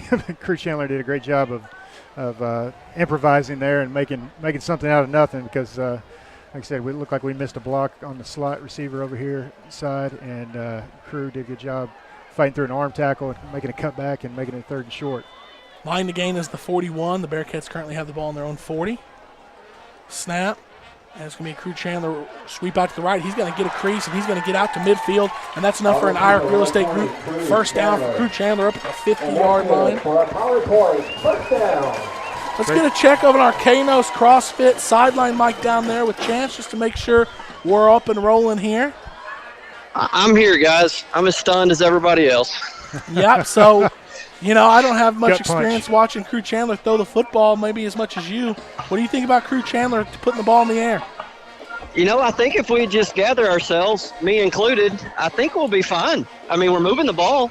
Yeah. Our biggest issue is throwing it. That's right. We can definitely run the ball on him. Here we go, 1st and 10 at midfield. Another quarterback power to the right. Crew Chandler's going to get the edge again. He's going to bounce it out and get tackled at the Indian 45-yard line. I don't know what's going on the sideline. Wyatt Smith, I don't know if he's going to get back in this game, but good news going forward for Bearcat fans. He's up walking around. There's no cast. There's none of that. Looks healthy. If he doesn't make it back in today, I really, I feel good on the prospects of him coming back soon. Absolutely. Because he's up there cheering on his team on the sideline. Yeah, he looks like he's fine. But tell you what, Crew Chandler he's starting to feel it here, Ryan. He's been asked to carry the load here a few times in a row. Getting the edge, and this is going to be a handoff to Colin Lynch. And Colin Lynch is only going to get about a yard to the Indian 44-yard line. And this is the spot right here, 3rd and 4, to where the Indians are about to load up. But the Bearcats are going to get a whole quarter break to talk about it. That's going to be the end of the first quarter, brought to you by the Ernesto's Fine Mexican Food. At the end of 1, the Indians 7, the Bearcats 0. When we come back for the second quarter, it'll be 3rd and 4. Hi folks, this is Judd Kirby, your local mortgage guy. Are you looking for a local mortgage lender that will treat you like family and help guide you through the home buying process? Whether you are looking to get pre-approved for a home loan or refinance your current mortgage, I am here to help you. I am locally located and truly care about the communities I serve. Give me a call today to get started at 940-600-2398. That's 940-600-2398. Whether you're looking to buy or refi, Judd your guy. If you're looking for a true family atmosphere to work on your physical fitness, Kanos Community CrossFit is the place. This veteran-owned business features a staff that is certified in personal training, Olympic lifting, as well as Level 2 CrossFit certified. Classes are available as early as 5 a.m. and as late as 7 p.m. on weekdays, Saturday mornings as well. One-on-one personal training is available upon request. You can find them on Facebook at Kanos Community CrossFit. Reach out via phone at 940-305-9976. Kanos Community CrossFit is the place to go. And we're back for the second quarter, brought to you by Pilot Point Opera House. This is 2022 Bearcat football presented by PilotPointBearcats.com. And the Bearcats going to face a 3rd and 4 here to start the second quarter. And we're on the drive here at the Indian 44-yard line. The line to gain is the Indian 40. We'll see what we mix up here, if at all. It's going to be 3rd down and 5. Yeah, 3rd and 5, big play right here. Down for the Bearcats. Crew Chandler at quarterback with Gage Anderson to his right. They're going to roll out right. Flag comes out at the snap. Going to throw the ball. Ooh. And it's going to be a one-handed interception by Morgan Pearson, and now we got to catch him. So we're going to hope this advanced vet care penalty brings us back. Hope that's on the Indians. Morgan Pearson is going to reverse field, and he's going to take it all the way back for a touchdown. We had a flag at the snap. We have a referee's hat down on the field. So first, we're going to hope the whole play doesn't stand. Second, we're going to hope if that play stands, it comes back for an advanced care penalty. Coach Marsh is down there signaling that it's coming back, so that's a positive sign. The flag was thrown at the snap, which makes me think maybe a defender lined up off sides. It's either that or it's a formation penalty of some sort because they didn't stop the play, but it was thrown at the snap. regardless, Ryan, that was a heck of a one-handed snag there by Morgan Pearson. What did we learn on that is don't give Morgan Pearson the ball with space. Exactly. Hey, guys. Yes, sir. Hey, I just wanted to point out as we're working through this, winning this game or losing this game means nothing as far as district and the rest of it. That's right. Just keep that in mind. Sure. That is right. Well, it is going to be some sort of penalty on the Indians, so none of that is going to count. And I'm going to get confirmation here, but if that's a pre-snap penalty on the Indians, that'll give us the 4 yards we need for a first down plus 1. So we may get an Irish Real Estate Group first down. And I think it's a good sign when Coach Marsh picks up the flag for the line judge and hands it to him. Good sign.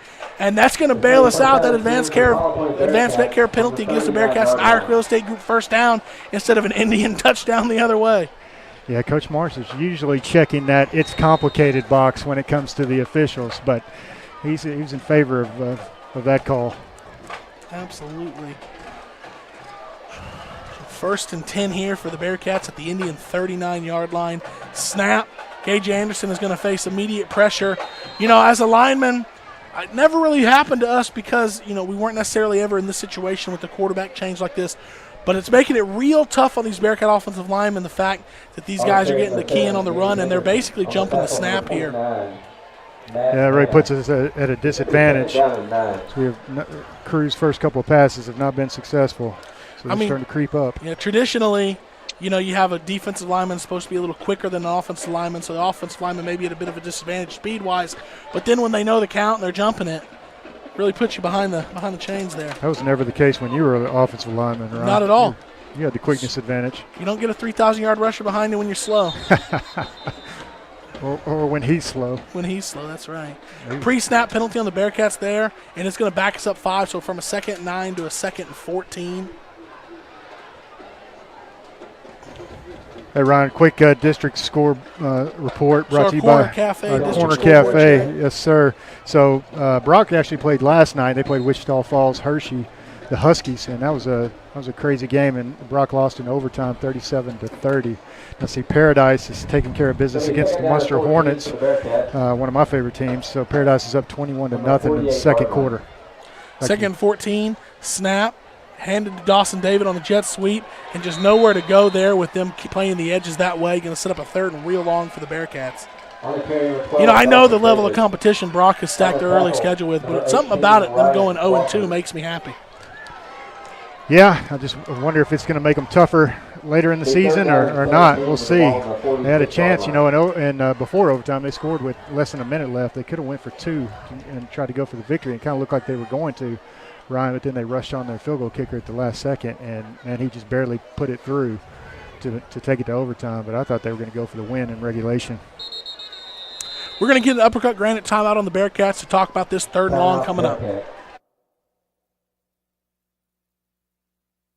For nearly 50 years, Mark's Body Shop has been providing auto body repair services to the North Texas area. We offer hail dent and auto collision repair, as well as other auto body services right here in Pilot Point. You can count on Mark's Body Shop certified technicians to provide complete collision repairs that will make your vehicle look like new. If you ever need auto body service, well, come see us at 1112 North Highway 377 in Pilot Point, or call us at 940-686-5194 for your free same-day quote. Go Bearcats! Enjoy that old-time country feel at the Martin General Store, located in downtown Pilot Point on the historic Pilot Point Square. The best way to describe the general store is it has a little bit of everything, from Circle-y candles to specialty jams, dressings, sauces, home decor, kitchen decor, goat's milk soap, jewelry, a large assortment of old-time candy, nostalgic toys and books, pet toys and treats, greeting cards and gift wrap. She also serves cold drinks, and last but not least, Beth Marie's ice cream. That's Martin General Store, a little bit of everything. Aston Kirby takes the snap on the 3rd and long, tries to get the left edge, and the Indians just know what's coming. Yeah, they do. They just know what's coming before the play, and they're just blitzing the edges, and it's going to be a big loss on which was already 3rd and long, setting up a 4th and long. So what the line to gain is the 29. Their ball is on the 49, so it's going to be 4th and real long. Yeah, number 61, Hunter Freeman for Plainview just pinned his ears back, and he was in the backfield as soon as Aston got the snap on that. Yeah, well, we're going to see if we're going to punt to Pearson. We barely get the punt off. It's high, and it's being Bearcat motion. Oh, good Bearcat bounce, going to roll inside the 20, inside the 15, down to the Indian 13. The kick was almost blocked. We dodged a bullet there, but when we come back, the Indians will have the ball 1st and 10 at their own 13.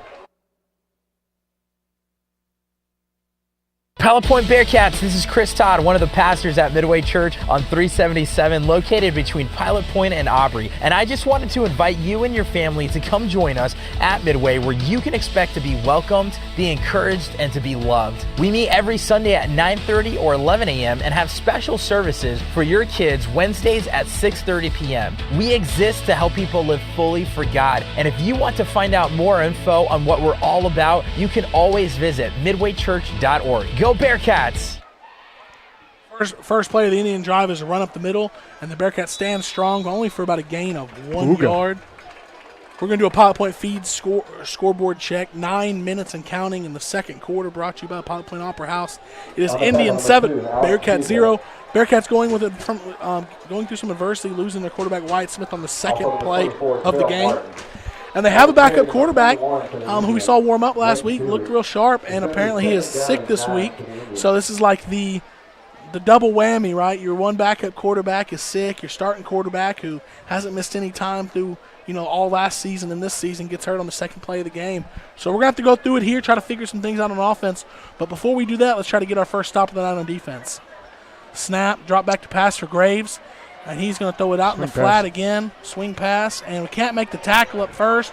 And it's going to allow the receiver to get up to the line to gain for a first down for the Indians. And again, that's Blake Stewart, number 21. He seems to be the favorite target of the offense, whether it's running or now catching that swing pass out of the backfield. It's going to be 1st and 10 for the Indians. Love to hear from some of y'all on the Sunset Pools of North Texas subscriber chat. Just shy of the 25-yard line. It is fairly empty so far. Just a lot of me, John, and one reference from Caleb. Is it homemade pizza night for Caleb? All Friday nights. So 1st and 10. Motion out of the backfield. Stewart. Graves is still there with a running back flank to his right. Drops back to pass. And good coverage down the field, but not much pressure. Kel Martin comes up and puts a hit on Grant Graves, the quarterback. Makes him get rid of it. Incomplete. Took a risk coming up to hit the quarterback because he kind of left his man open, but the pressure made Graves sail it a little high. Yeah, I didn't like that he had all that time to begin with, but like I said, Kel Martin came up and made a nice hit on him. Clubber Martin, he's got the black cast this week on his right arm. A flag comes out from the Indians. I think this is going to be the center moving the ball. Back it up 5 on the Indians. Sometimes the centers get a little too comfortable down there. And, you're allowed to spin the ball. You're allowed to move the ball a little, but there's a point where it's too much, and that looks like what was called. And we're going to get our first uppercut granted timeout called by the Indians.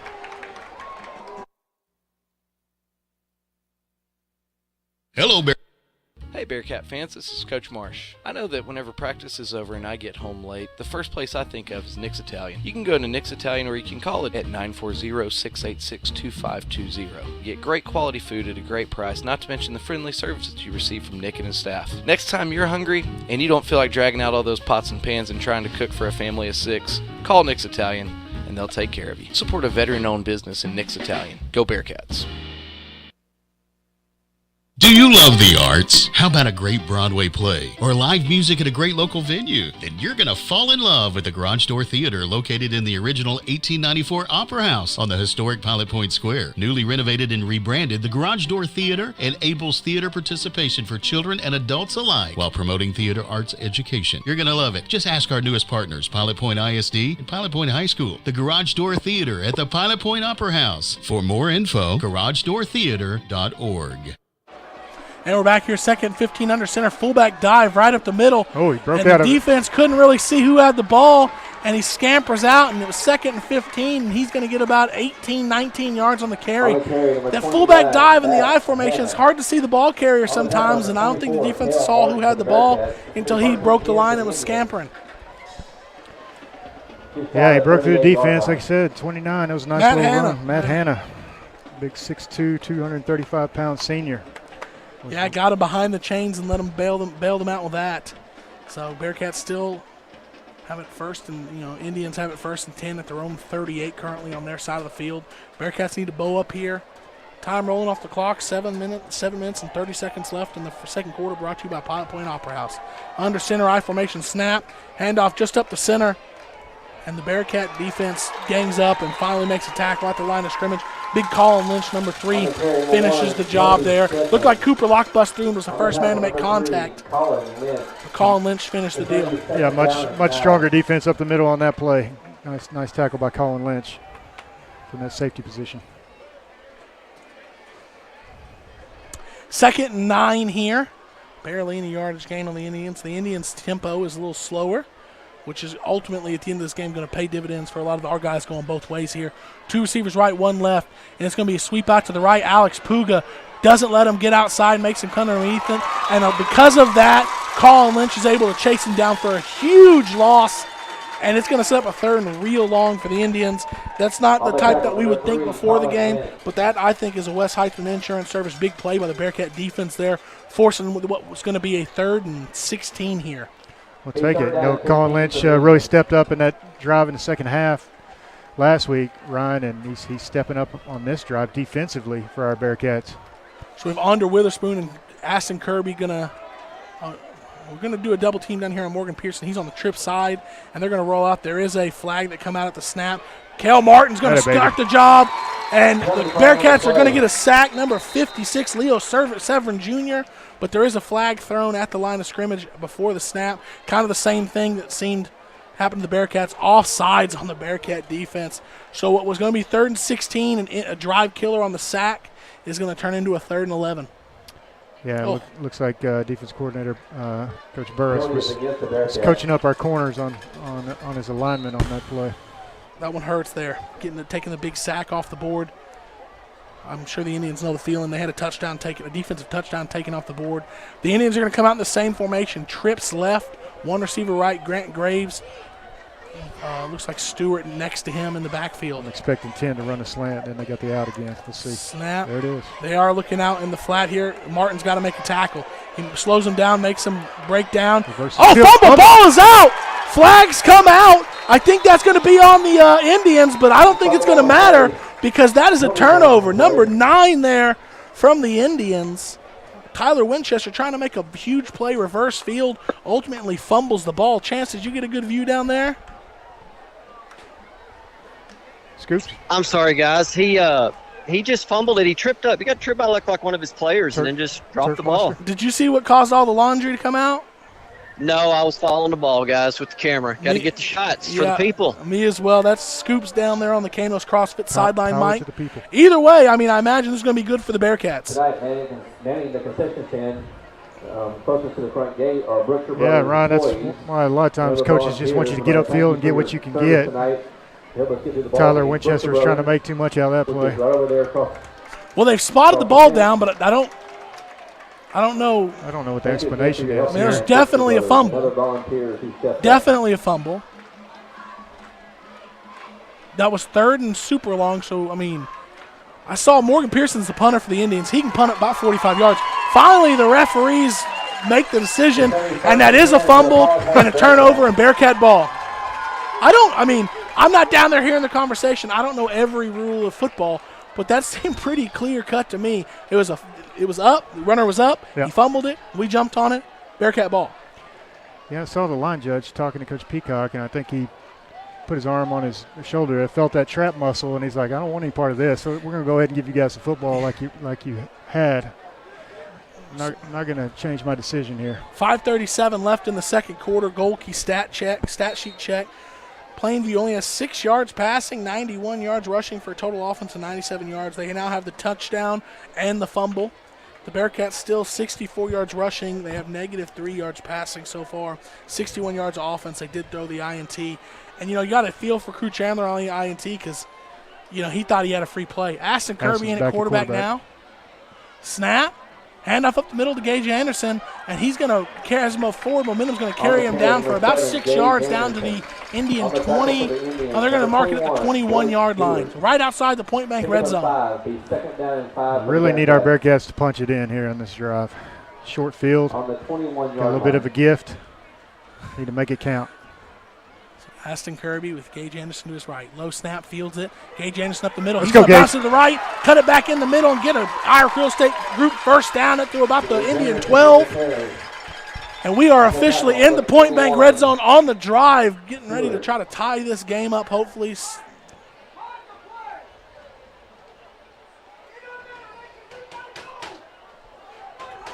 Coach Keith Peacock in here in the booth next to us trying to get the momentum going. Animated. Referees are slowing us down here. Yeah. Aston Kirby takes a snap. It's going to be a pre-snap penalty on the Bearcats. The center there, his body hitched before he snapped the football.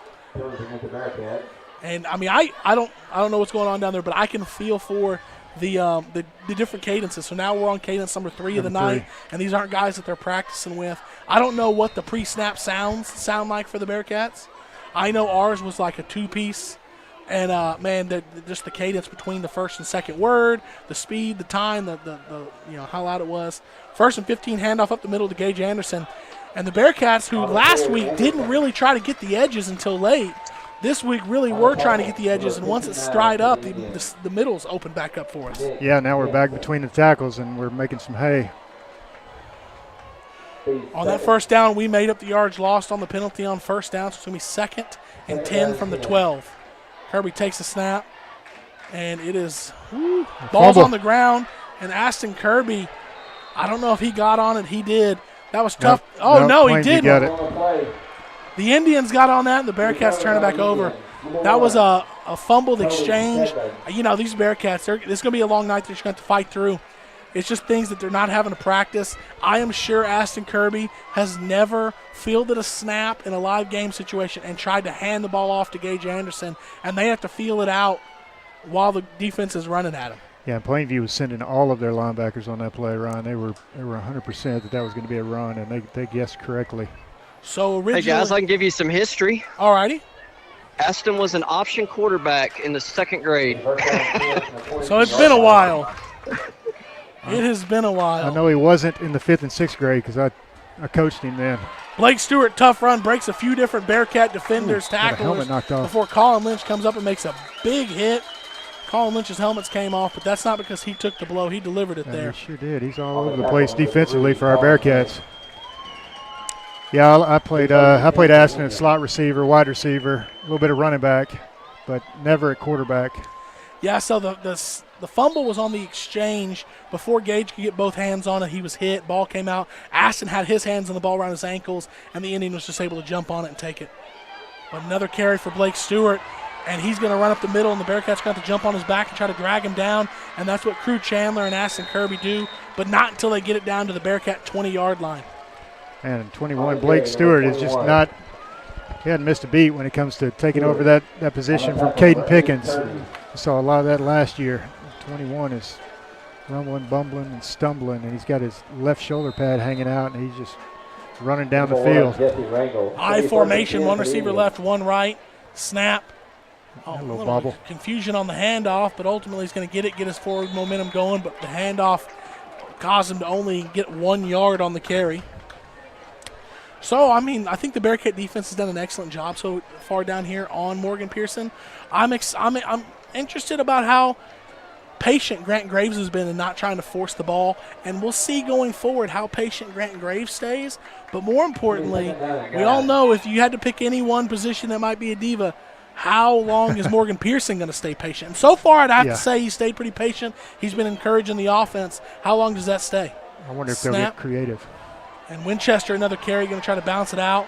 And Winchester doesn't seem to be a big fan of contact. He had the potential touchdown where it looked like he was going to walk in, and then he got hit at the 1 and got tackled. The way he's trying to make a big play on the fumble earlier there, he had open field, one man, and totally just, shied away. But, hey, got good yardage on the play. He's been in the end zone for the only touchdown of the night so far.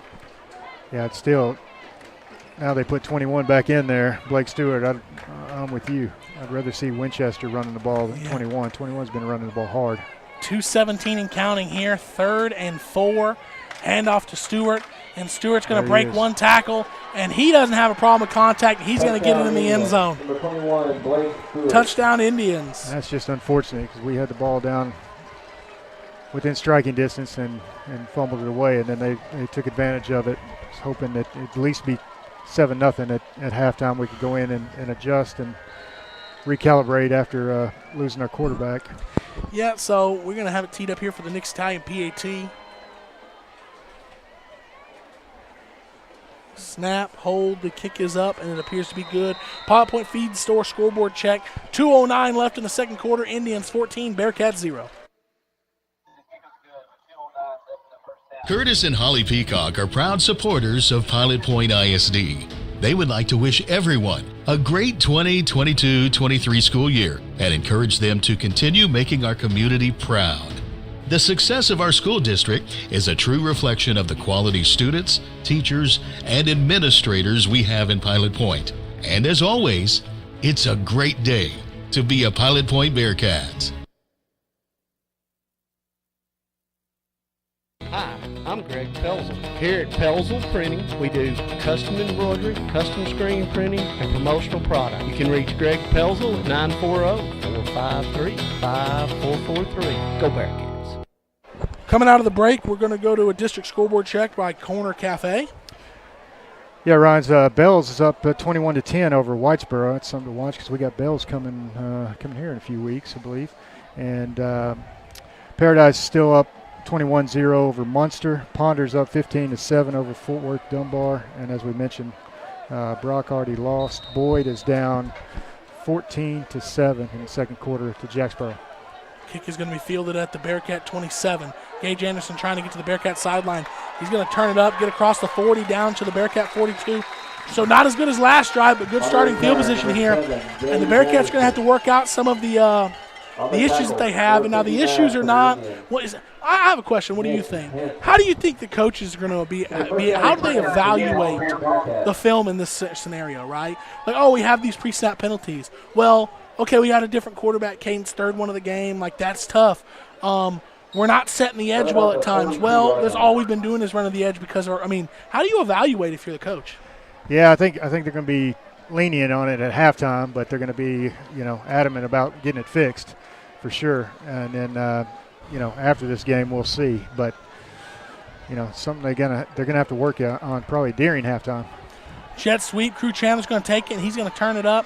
Oh, right before he could really get through the hole and turn up, he gets brought down, 1 yard gain on the carry. I thought he was going to get through that hole there and get about 6 or 7, and somebody got him around the ankles, it looks. No gain on play. Yeah, what I don't like, Ryan, is just looks like, things are starting to go downhill a little bit. I think you and I both agree if White Smith was in the game the entire first half, that this thing would be a completely different ball game. We just don't want to see, our Daubers getting down like Callisburg had in that first half last week. 2nd and 9 snap, handoff Gage Anderson. He's going to get a face mask, going to get a penalty. Yeah. Advanced care penalty is going to give the Bearcats 15 yards because of a face mask. Clear and obvious. I'm glad they were able to see it. We talked off air during the break about how, the Indians know all we're doing is running the ball. Basically, all we can do right now is run the ball. And, we're still running the ball decently effective when you consider the basic non-threat of the pass. Wyatt Smith was throwing the ball with zip last week. He was rolling out. He's keeping his shoulders down the field. He knew where he was going. When he was going, the timing was good. I can't help but believe we'd been in the end zone a couple times tonight if he didn't go down on the second play of the game. Yeah, we've really been one-dimensional. Up the middle, Gage Anderson. And I have to give it to the linemen, give it to these kids. Plainview knows what's coming. And, there's no threat of much else. Inside, outside run, one of the two. And the Bearcats on that first down get 7 yards right at the middle down to the Indian 34-yard line. 55 and counting. So, you're in position here where you could see yourself getting points in a normal setting. But this isn't anything but normal. Aston Kirby's going to try to get the edge. And he's going to get the Irish real estate first down and get tackled at the 30. 39 seconds left. That was a big Irish real estate first down. On that tackle, if we can add to it, because this thing will have a totally different feeling if we can punch this thing into the end zone before halftime. Indians do get the ball to start the second half, so, I mean, I understand the trepidation of the coaches here with just the uncertainty at quarterback. But, man, it'd be nice to get those points. Snap, hand off to the right, and there's some space to run. Turns it up, down the hash, cuts it inside before he's slung down at about the 14 of the Indians. And that, I think, is going to be the Bearcats' last uppercut granted timeout. And I want to keep it here and talk about what we're going to do here. So 12 seconds left in the half. You'd think, I mean, you lose your quarterback on the second play. The other team has a Division I athlete playing wide receiver. You've already got a lot less kids on the roster than them. And here we are, 12 seconds in the half, and with a little bit of luck here, 14 yards away from making it a one-score game at halftime. Yeah, I'm sure the coaches would tell you there's no moral victories, only actual victories on the scoreboard. So they definitely are happy to have this thing in the Point Bank red zone, but we need to punch this thing in. Absolutely. So and once again, I wanted to keep it here because Aston pretty well. Scoops down there, I'd say probably knows him pretty well. I mean, are we going to see him potentially put this one in the air down here? Man, that's a good question. We're going to kick field goal. I like it. Okay. I like it. No, I'm not upset at this at all. Get some points on the board.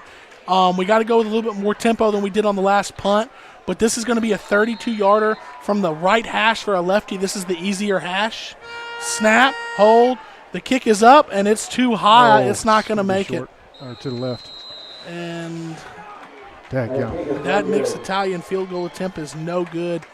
I didn't even consider a field goal attempt. Yeah, I thought for sure we were going to just take one shot at the end zone. I didn't consider it, but I still, hey, 12 seconds left. You're not really sure what you got throwing the football here. We're in an opportunity where, I saw Alejos make a 48-yarder in pregame. Right. So, 32 yards, that's not out of the range. We can make that. Now we didn't. So now that you didn't make it. Yeah, hindsight's 20/20, but when he jogged out there, I thought it was going to be automatic. I thought he was going to make it. I definitely did as well. Snap was good. The hold was down. We'll see what the Indians do here. You remember 2 years ago they had a big play almost scoring right before the half ended. And they're going deep. Graves is throwing deep. Two defenders in position there. And, Ashton Kirby came down with it, but it hit the ground first. And that's going to be halftime here at Massey Stadium. At the end of the first half, the Plainview Indians 14, Pilot Point Bearcats 0. And we'll be back for the second half.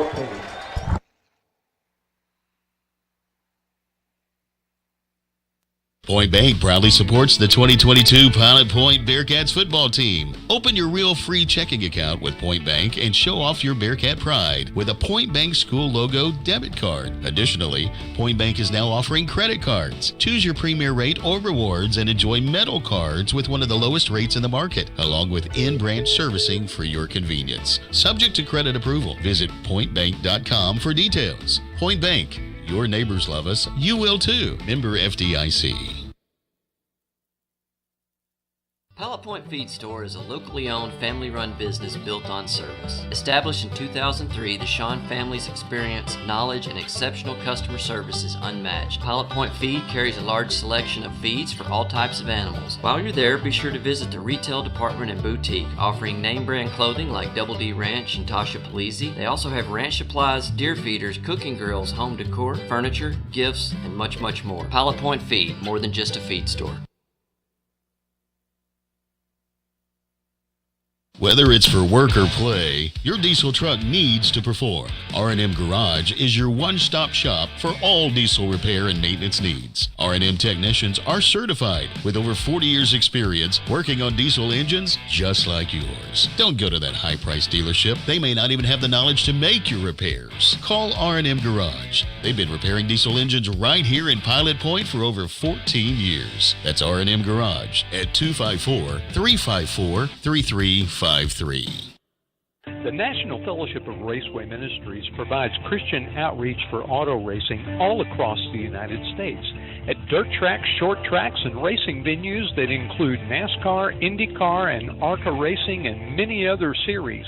We train chaplains and create opportunities for local churches to get involved in fan outreach. We understand competition in sports events, and we work hard to provide a positive influence in the midst of auto racing action. Learn more at racewayministries.org. And meanwhile, go Bearcats. Pelzel's Barbershop and Salon and Southern Junkies has been home of the Bearcats since 1973. We are a one-stop shop for all your hair needs and game day outfits. We carry a few fan favorite brands like Vintage Havana, Buddy Love, Capri Blue, and Blenders Eyewear. Come check us out on the north side of the square in downtown Pilot Point or online at www.southernjunkies.com, and that's junkies with a Z. And don't forget, go Bearcats! Sunset Pools of North Texas helps people build custom pools for their perfect backyards. Even if the perfect backyard includes an outdoor kitchen, fire pit, or more, Sunset Pools of North Texas does it all. Shane Blagg, the owner, is a proud Bearcat alum who has built pools in the Pilot Point area for over a decade now. Good luck to the Bearcats this season from Sunset Pools of North Texas, where your backyard dreams become a reality. You can visit Sunset Pools at sunsetpoolsntx.com. That's sunsetpoolsntx.com. In Texas, there's pea-size hail and baseball-size hail. Guess which one hit our house? We didn't even know where to begin, but we called our Texas Farm Bureau insurance agent, and he was so reassuring. He knew exactly what to do to get our house back into shape and our lives back to normal. Now, we're even more thankful for the roof over our heads. Wesley Heitzman, born and raised right here in Pilot Point. Give him a call for a free quote at 940-390-6783. Coverage and discounts are subject to qualifications and policy terms and may vary by situation. In 2014, Uppercut Granite was founded with the mission to provide the highest quality fabrication and installation services to home builders, homeowners, and commercial contractors in the DFW and southern Oklahoma areas. With more than 50 years of combined experience in the countertop fabrication industry, the partners of Uppercut Granite possess the skills and expertise necessary to complete even the most difficult projects.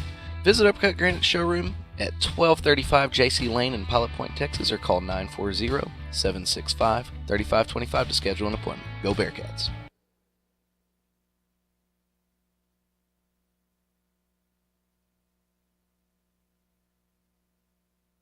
For the best Mexican food experience, visit Uncle Beto's Mexican Restaurant on the corner of Liberty Street and Highway 377 in Pilot Point. Uncle Beto's offers the freshest and most authentic flavors that you can only find in the best Mexican cuisine. Dine in, or if you prefer curbside service, call Uncle Beto's at 940-686-0143 and order your food to go. Be sure to make Uncle Beto's a part of your game night routine, either before the game or up until 10 p.m. on game night. Located in Pilot Point, Texas, the Chandler family has been making custom cabinets for over 40 years. As a team, Chandler Cabinets is committed to designing and building the perfect cabinets for you. They will make the process comfortable and stress-free by personally guaranteeing a superior product built on the standard of superior craftsmanship and immaculate customer satisfaction. From concept to completion, perfect form and function. Chandler Cabinets is an award-winning company with a reputation for consistent innovation at the highest level of design. You can find more information on Chandler Cabinets at chandlercabinets.net or on their Facebook page, Chandler Cabinets. How good would you be at something if you've done it for 150 years? Probably pretty good, right? Well, at Chapin Title Company, that's exactly how much experience we bring to the table on each and every closing. Helping you realize the American dream of owning your own home is what we do best. And when we say best, we really mean it. We've been voted Texoma's #1 title company 12 years in a row. So when buying or selling your next property, tell your realtor you want to use Chapin Title right here in Pilot Point. Go Bearcats! Are you into classic cars and trucks? Then don't miss Chrome Fest, Saturday, September the 3rd on the historic Pilot Point Square. Enjoy local food, live music, auction items, and the best car show you'll find anywhere. If you have a hot rod, vintage car, truck, or motorcycle, come on down to the Pilot Point Square and show it off. Chrome Fest, 8 a.m. to 1 p.m. Presented by Grace Point Nazarene Church. For more info, go to gracepointnaz.net. That's Chrome Fest, September the 3rd on the historic Pilot Point Square. Hi everyone. Mom here. Corner Cafe is proud to support the 2022 Bearcats and Pilot Point. Featuring breakfast and lunch signature dishes and weekly specials, you can visit Corner Cafe 7 days a week from 7:30 to 2:30 to enjoy your favorites. Have a great season, guys, and we'll see you all soon at the corner. Go Cats! Are you looking to build that dream home or barn-dough? CS Designs offers a complete range of design services. CS Designs products range from general drawing services to commercial and residential blueprints, as well as 3D renderings and virtual reality walkthroughs. Let Cole Stewart and the CS Design team design you a beautiful progressive home or building that translates your ideas into an outstanding reality. Visit their website at csdesignstx.com or give them a call at 940-365-4048. With 40 years' experience, DC David Construction LLC is a general contractor specializing in custom metal buildings, cement work, remodels, painting, and almost any other application you may need. DC David Construction LLC takes pride in the high level of professionalism, knowledge, and craftsmanship you will receive on every job they do, large or small. DC David Construction LLC is fully insured and always willing to give you a quote. Call DC David Construction LLC today at 940-390-8656. Established in 2004, Ernesto's Fine Mexican Food has continued preserving its original home-style cooking and hospitable touch. Ernesto's family has roots in Mexico as well as Texas ties. Relying on those roots, Ernesto created his unique menu. Offering a variety of Tex-Mex favorites as well as Mexican specialties, Ernesto's won't let you down. So join them for home cooking, or as they say, Comida Cesar, in family-style service. Located at 10279 Farm Market 455 East, Suite 100, or at the corner of 455 and Highway 377 in Pilot Point. They look forward to seeing you, and go Bearcats. Do you need a maintenance check or emergency repair on a heating or cooling unit? Fowler Air is available to handle all of your heating, cooling, and ventilation needs. Fowler Air will work with you to find an HVAC solution that fits your needs by providing you with a full consultation, explaining all your available options so that you can choose the system that's right for your home or business. Give Fowler Air a call today at 817-487-2286 and schedule your service. That's Fowler Air, 817-487-2286. Since 1983, the Scott Walker Insurance Agency has been covering the insurance needs of Pilot Point. Regardless of what that need may be, they have you covered, offering homeowners, auto, life, farm and ranch, and commercial. Give them a call at 940-686-2692. That's Germania Insurance, the Scott Walker Insurance Agency, located just north of the town square at 211 Scott Lane in Pilot Point, Texas. Scott Walker Insurance Agency, always there to help.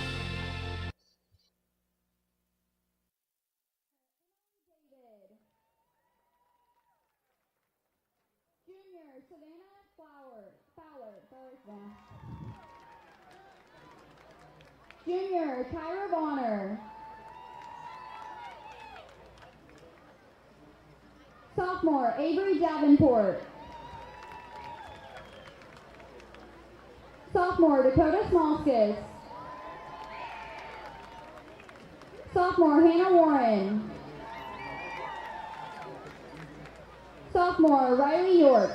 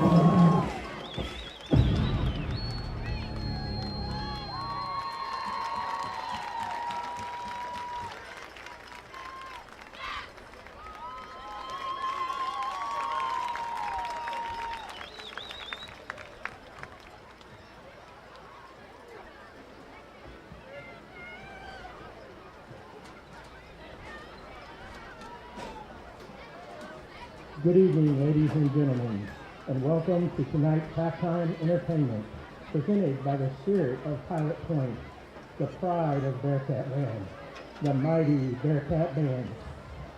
Drum majors are Soraya Escalante, Christian Rico, and Nick Whitty. Band members of the week are Amaro Salinas and Angie Villanueva. Color guard member of the week is Amber Serrano. Senior member of the week is Lizzie Slater. Section of the week is the color guard. Tonight, the Mighty Bearcat Band will perform the first and second parts of their 2022 UIL marching show entitled The Road Less Traveled, based on the Robert Frost poem and featuring music from I Wonder, As I Wonder by Leslie Stern, Unleash and Drive by Incubus, featuring soloist senior Adam Hensley, senior Jorge Nunez, senior Alejandro Trejo, senior Ruth Colas, and junior Soraya Escalante.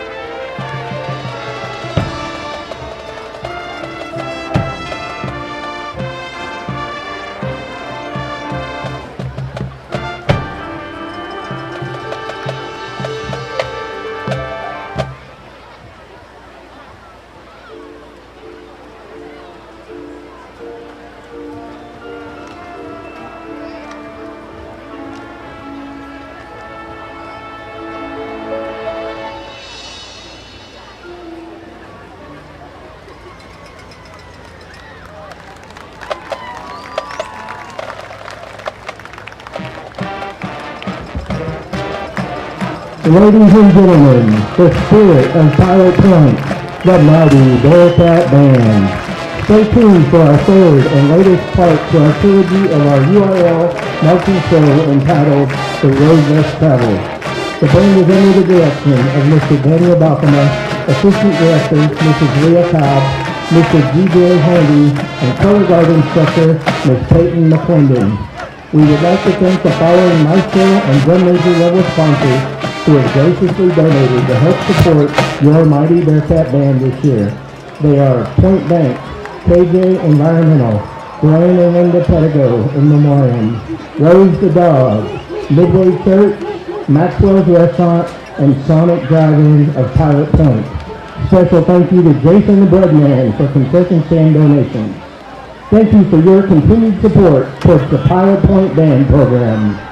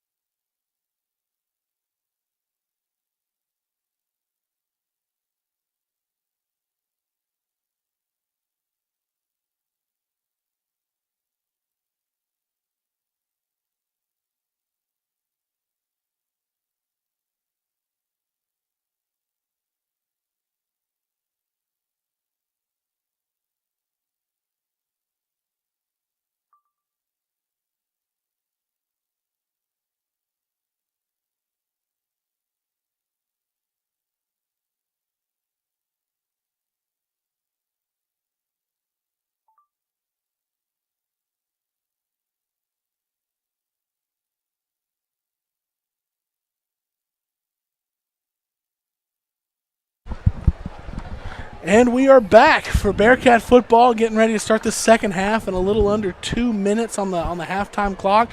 The band performed well. The cheerleaders performed well. The Bearcats have had a chance to adjust and maybe figure some things out at halftime. So see what they come out. You know, the last week, the circumstances were totally different for Kalispberg. But Kalispberg was down 3 scores at halftime, looked dejected, not much going for them. And then come out in the second half. Pilot Point only scored once in the second half, and they scored a couple times. So, you know, the Bearcats were on the flip side of this, so maybe they can take that experience and learn from the other side. Yeah, and I like our situation better than the one Kalispberg was in because they run such a methodical, slow it down kind of offense. They bleed the play clock before they snap it. And, you know, they took them 7 minutes to score coming out after halftime last week to make it 21-7. So 14-0. We run our offense a little bit faster, and hopefully we'll have some fireworks here in the second half and come out with a better start than we did in that first half. And it was just kind of a gut punch with Wyatt going out so early. But, let's get a goalkeeper pull stat check. Pilot Point, 5 yards passing, 103 yards rushing, 108 yards total offense. They had 1 interception and 1 fumble. Plainview, only less than 10 yards it looks to be passing, 168 yards rushing, 174 yards total. I think that passing number might be a little low. Stat sheet might have played a trick on us because they've hit the flats. They're probably at about 30 yards. They're probably at about 30 yards passing, I'd say, tonight. But their main source of offense has been on the ground, specifically with Stewart between the tackles. Witherspoon, I believe, Winchester of the Indians has gotten loose a time or two, but one of those resulted in a big fumble. So, the Bearcats are going to be on defense first, but I think coming out in the second half, they're going to need to show that they can maybe stretch the field a little bit through the air. Saw some quarterbacks down on the sideline throwing, getting prepared for this half. But just a reminder, everybody, this is Pilot Point's fourth-string quarterback. Might have another quarterback change. If it's Ashton, yeah. Might have another quarterback change in this half just to maybe give us a semblance of not as strong as a runner at quarterback, but maybe somebody who can stretch that field. Oh, we've got some livening up in the Sunset Pools chat in North Texas. Got Caleb Marsh is back. Trevor Morris. Russell Jones. Thanks, everybody. Shout out to PilotPointBearcats.com. They hooked up the concession stand with a TV so they can watch the game. Absolutely. That's a hookup. Elias Leos has it teed up for the Southern Junkies kickoff to start the third quarter. Kick is up. It is deep down the center. It's going to be fielded at the 10 by Morgan Pearson with some space. Getting some speed up the middle. Nowhere to go. Baby. Tackled at the 23-yard line. And the Bearcats showing a little bit of swagger. They're number 10, Josue Villarreal, with the big tackle there. And there's some liveliness on this Bearcat sideline. That's one thing you didn't see from Cosberg last week either, is even when they come out in the second half, they come out real quiet, real slow. There's some energy from this Bearcat sideline. Yeah, Josue, can you see some emotion on the sideline right here? Hey! There we go. Love to see it. I was a little worried. We gave the ball to Morgan Pearson in space right there. He had a head of steam, but Josue, a little 10-on-10 violence right there. I like it. You're listening to 2022 Bearcat football presented by PilotPointBearcats.com. Under center I formation snap. Handoff to hand up the middle. Ryan, he gets the balls on the ground. The lineman caught it and running down the field. Only things we see here in Massey. The ball squirted out. Ryan forced the fumble, but big number 79, Garrett Keith, caught it and is running down the field and tackled at the Indian 47-yard line. Shades of, I think it was Caleb Holloway maybe, who caught the touchdown. From Ish Harris. Yeah, on the fumble in the end zone.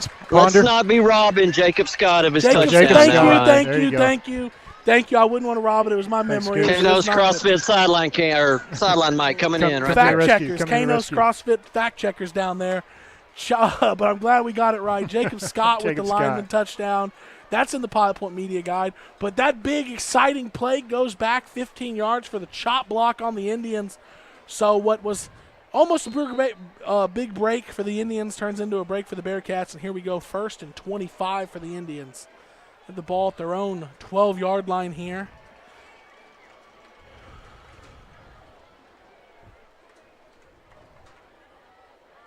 All right, here we go. 2 trips right, 1 receiver left for the Indians. Grant Graves takes a snap, and he's going to throw a bubble screen out to Winchester, who was not ready but caught it one-handed and luckily breaks the Bearcats' first tackle, but it's going to get tackled all the way back to the 6-yard line. Another big loss. So it was actually 1st and 22 because of the inside the 30. It's half the distance because the field goal was 15, or the penalty was 15. But that big loss takes it back to the 7. So now it's going to be probably 2nd and 27. Old Terry Slay here's called it. Yeah, okay. Now Terry Slay and I are on the same page. 2nd and 27 here. There we go. Yeah, and we got our safeties really giving a big cushion over the top. Crew Chandler and Witherspoon look like they're going to work together on Pearson down here on the Bearcat sideline. 2 receivers left, 1 right for the Indians. Graves is going to take the snap, and he's going to hand it to Stewart. Kel Martin turns him inside where Ryan, he's there running down the line, makes a tackle. Yards gained there by the Indians, but still not too many. Maybe the yards they lost on the negative play. And it's going to be 3rd and real long. Yeah, and if we can get our defense off the field here and get our offense a chance, get something going, this could be a completely different second half. It feels better already. It does. Here we go, 2 receivers right, 1 left. Bearcats need a big play here on 3rd and long. Grant Graves back to pass, looking right. He's going to roll out right, and he's going to throw it deep. Coming up, pick! Aston Kirby almost got a pick where he was going to get all the way inside the Point Bank red zone with it. But ultimately, knocks it down. He's going to set up 4th and 21. Morgan Pearson is the Indian punter. At least he was pregame, and he had about 45 yards in him on the punt. Let's see if he's the one back there punting. He had a good leg on him. Lots of hang time. Yeah, man, Aston's eyes must have lit up right there. He had illusions of 6. Broke on that pass perfectly there. Just couldn't reel it in. So punt formation, tight formation, and it's going to be a snap. Roll out right. Morgan Pearson might run it. Is going to run. It's a long way to go, though. And he's going to break a tackle, but he's not going to. Oh, man, break some big tackles, but still doesn't get the first down. I mean, 4th and 21, and you decide you're going to run it on a fake punt? That was an unusual decision. I mean, he gained a bunch. Go ahead, Scoops. That's really going to disappoint them if we can come out passing here in the second half. I'm assuming they're going to just think we can just keep running. They're going to go 3 and out and get the ball back. Well, the Bearcats might have a different tone for him here to come out the second half. We'll see him break the huddle. I think that might have just been Morgan Pearson just, on his own, pressing, a little bit. What I say? That's that wide receiver in him. What I say? How long is he going to continue to be patient? He was just, give me the ball. Let me do this. And he gained 15 yards. But it's 4th and 21. Bearcats have it 1st and 10 at the Indian 25. Best field position since we turned it over in the first half. Snap, handoff, and Gage Anderson navigating some bodies there for some Indians, some linemen, and he's going to spin ahead, and he's going to get about 3 yards on the carry. Going to set up a 2nd and 7. Aston Kirby still in at quarterback. Yeah, it just looks like the emotions are a little bit higher than that first half. We're getting a little bit of momentum behind us.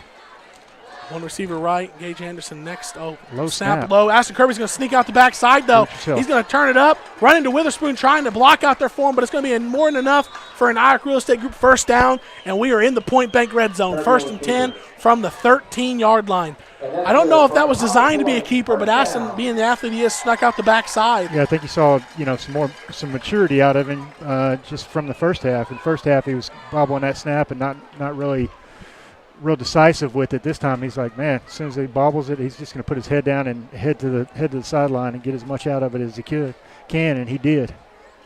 Snap. Let me hand off Gage Anderson. Can't get this. Ball squirts out. Aston Kirby's got to get on it first. And they're going to give it to the Bearcats. They're going to say the Bearcats stayed on it. Aston Kirby got to it first. It was a race between him and Stewart. Aston saved the day right there. Whew. Oh, it's going to put us behind the chains here. And the offense is having no passing game so far due to, circumstances beyond our control. Pilot Point feed store scoreboard check. 18 and counting in this third quarter. Indians 14, Bearcats 0. So it is second. Ball is second down. The ball is placed at the Indian 25. Line to gain is the 3. Better snap. Sweet. Aston Kirby had lineman on the ground. He tried to get over. Saw a hole. Thought bouncing it out would be better. We have a new Bearcat coming in the game here. And this may change the complexion of the game. Number 9, Aiden Hamblin. Aiden Hamlin's going to check in for the Bearcats. And he's looking over the sideline like he might be the new signal caller.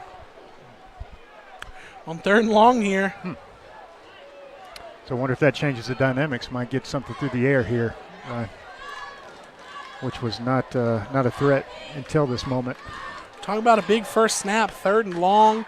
Ball at the Indian 25, snap, and he's going to roll out right, looking to pass. Can throw it. He throws a good ball to Crew Chandler. Good defense ball. Just couldn't connect there. So it's going to be 4th and long.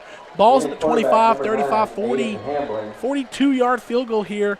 In pregame, which is way different than live snap situation, Elias Alejos is good from 48, and they're going to give him a shot here. So this is why you kick it earlier, right? If you would have made it 14-3, you have a chance to make this 14-6, and then 14-6, one-score game. Score and 2-point conversion, and it's tied up.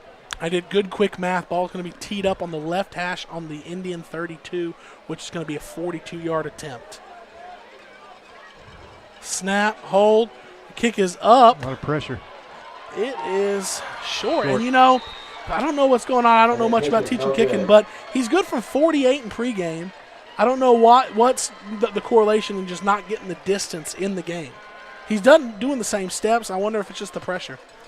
Yeah, that, and there's just absolutely no wind tonight. It's a humid night. It's not the best night for kicking. Missed opportunity there, but interesting to see. Aiden Hamlin rolled out right. And the ball came out of his hand a little different than it was coming out of Crew Chandler's hands earlier. So it looked crisp. It did look crisp, moved the pocket. We'll see what we see from Aiden Hamlin going forward. But that brings a little bit of maybe life in this Bearcat offense. But here we go. We got kind of bailed out because of a shot block by the Indians, which put them way behind the chains, which helped the Bearcats force the stop. Motion right to left. Snap. And it's going to be run up the middle. Stewart has the carry. Kel Martin, along with some other Bearcats, holding him up, trying to drag him down and rip the ball out. It's going to go for 7. Nice gang tackle by the Bearcats. Notice Morgan Pearson wasn't on the field for that snap. Yeah, he brought some pressure on that. Morgan Pearson's not on the that field goal, though. Did you see that? I did not. He was in the backfield on that field goal. Might have adjusted Elias's kick. If the decision on the punt has something to do with him not being on the field here. Well, he was out there on defense, so. 3 receivers left, and it's going to be handoff going that way. Cole Stewart's going to try to get to the outside. Colin Lynch coming. Is that Colin Lynch or Aston? That's Colin Lynch. Colin Lynch. Coming up from the secondary, letting them know about it. Tackle for, I think that might be a 1-yard loss on the carry. We'll see where they mark it. But coming from that safety position, tackling Cole Stewart, giving him the business afterwards. Yeah, he's going with the one shoulder pad outlook. He's saying if Blake Stewart, number 21 for Plainview, can do it, he can do it just as well. So Morgan Pearson's going to be back on the sideline, on the field, over on the Indian sideline. I formation. Snap. And it's going to be a handoff. Locke gets pressure, jumps on Stewart's back, slings him down. And it is 4th down, but it's going to be 4th and short. And, it's one of those things, you're not afraid of the Bearcat offense, so why not go for it? But a stop here might be the momentum. New quarterback, Aiden Hamlin, delivered a good, the ball looked good out of his hand. May change the complexion of the game. The Bearcats need a West Heitzman Insurance Service big play here on defense. I wonder if they'll call a timeout because they don't look real decisive. Morgan Pearson's trying to get the play. 17 seconds left on the play clock. They got time. They're in this pistol diamond formation. Oh, get back. Our corner kind of jumped. Corner definitely jumped. I don't know why he almost gave up the penalty. And Morgan Pearson pointed at him and what an interesting setup here. Under Witherspoon is going to press Morgan Pearson, jumps across the neutral zone. Morgan Pearson goes to point at him. All he has to do is touch him. Automatic first down. But he purposely brings his hand back to purposely not touch him. And in the end, now it's going to be 4th and short, and the uppercut granted timeout by the Indians. Now they're going to talk. Are they going to go for this, or what are they going to do? I think they come out and punt it now. Well, you have Morgan Pearson. You run the fake punt again. But anyways, the Bearcat offense has not shown much of anything, really. Running game, but not being able to string a full drive together. But they have driven the ball 30, 35, 40 yards on drives in this game. They had longer than that to go for touchdowns. If I'm the Indians and I've seen nothing from the Bearcat offense, I don't want to give them potentially a short field again for the 3rd time tonight because the Bearcats are 0 for 2 on that so far. But how many times can you give them the short field before they finally get it in, Exactly. Yeah, I'm not a big fan of punting, period. Ryan, when I was coaching 5th and 6th grade ball, I don't think we punted at all. But, yeah, let's do an out-of-town scoreboard check sponsored by Corner Cafe. We got Jacksboro's up 14-7 over Boyd. Paradise is still winning 21-0 over Munster. They're going for it here. Snap, handoff up the middle, and not much to be had, but enough to be had for Winchester for the Indian first down. But continue. Yeah, Peaster's up 7-0 over Castleberry, an opponent we're familiar with. Ponders beating Fort Worth Dunbar 21-15 in the second quarter. Bells is still up 21-10 over Whitesboro. And Paradise over Munster 21-0. First down there for the Indians. 3rd quarter sponsorship is available. If you like the broadcast and you appreciate what we're doing, the 3rd quarter sponsor is available for somebody. It's to be had. Just give Chance Kirby a call, and he would be happy to hook you up with it. 1st and 10 at the Indian 37-yard line. Snap, handoff, Cole Stewart up the middle. And he's going to get about 5 yards. Blake Stewart. Yep. As soon as I said Cole, I went, wait a minute. I don't think that sounds right. Yeah. Yeah, on the Sunset Pools chat. Remember, you got to subscribe to comment in there. Trevor Morris asked who Brock lost to. And they lost to Wichita Falls Hershey Huskies last night in overtime, 37-30. 182 streamers out there. So, there's more you guys out there. Hit the subscribe button. Let's get active in that chat. Snap. Another handoff. This is to number 1, Stedman, who is a little shifty, makes a man miss, is going to get out across midfield for a first down. Toby Stedman. Hadn't seen much of him, but looks like he's got fresh legs. On the tackle, 27, Locke. 24, Martin. He's listed at 5'8", 150, 10th grader, Toby Stedman. So maybe Plainview's going to show some of their depth here. 1st and 10 at the Bearcat 47-yard line. Snap, and it's play action in the slot, and it's caught, and it's going to get about 7-8 yards on the completion from Grant Graves to number 6, Shepard Sizemore. Crew Chandler came up on the tackle. Anybody in the concession stand is listening. John and I could use a water and probably one of those slices of pizza once they go half price. Absolutely. So send it up here. 2nd and short, snap. And it's a play action. Grant Graves looking to go deep. Cooper Locke is chasing him out of the pocket. Cooper Locke thought he was going to get himself an easy sack. Grant Graves used that athleticism to escape the pocket and get the yards to gain for a first down. Move the chains. Yeah, I think Low T. Terry, he should let us know when things go on sale over there at the concessions. He's pretty good about that. Send the bill to Chance, and we'd be happy, like I said, take some water or something.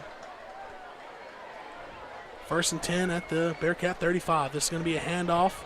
Getting some different backs. This is Toby Stedman again, who's going to shift his way up for about 8 yards. He's turning those shoulders left and right. Kind of hard to keep in front of. Yeah, it's considered, I guess, a scat back, if you will, as it were. 2:33 and counting. Indians on the drive trying to go up 3 scores.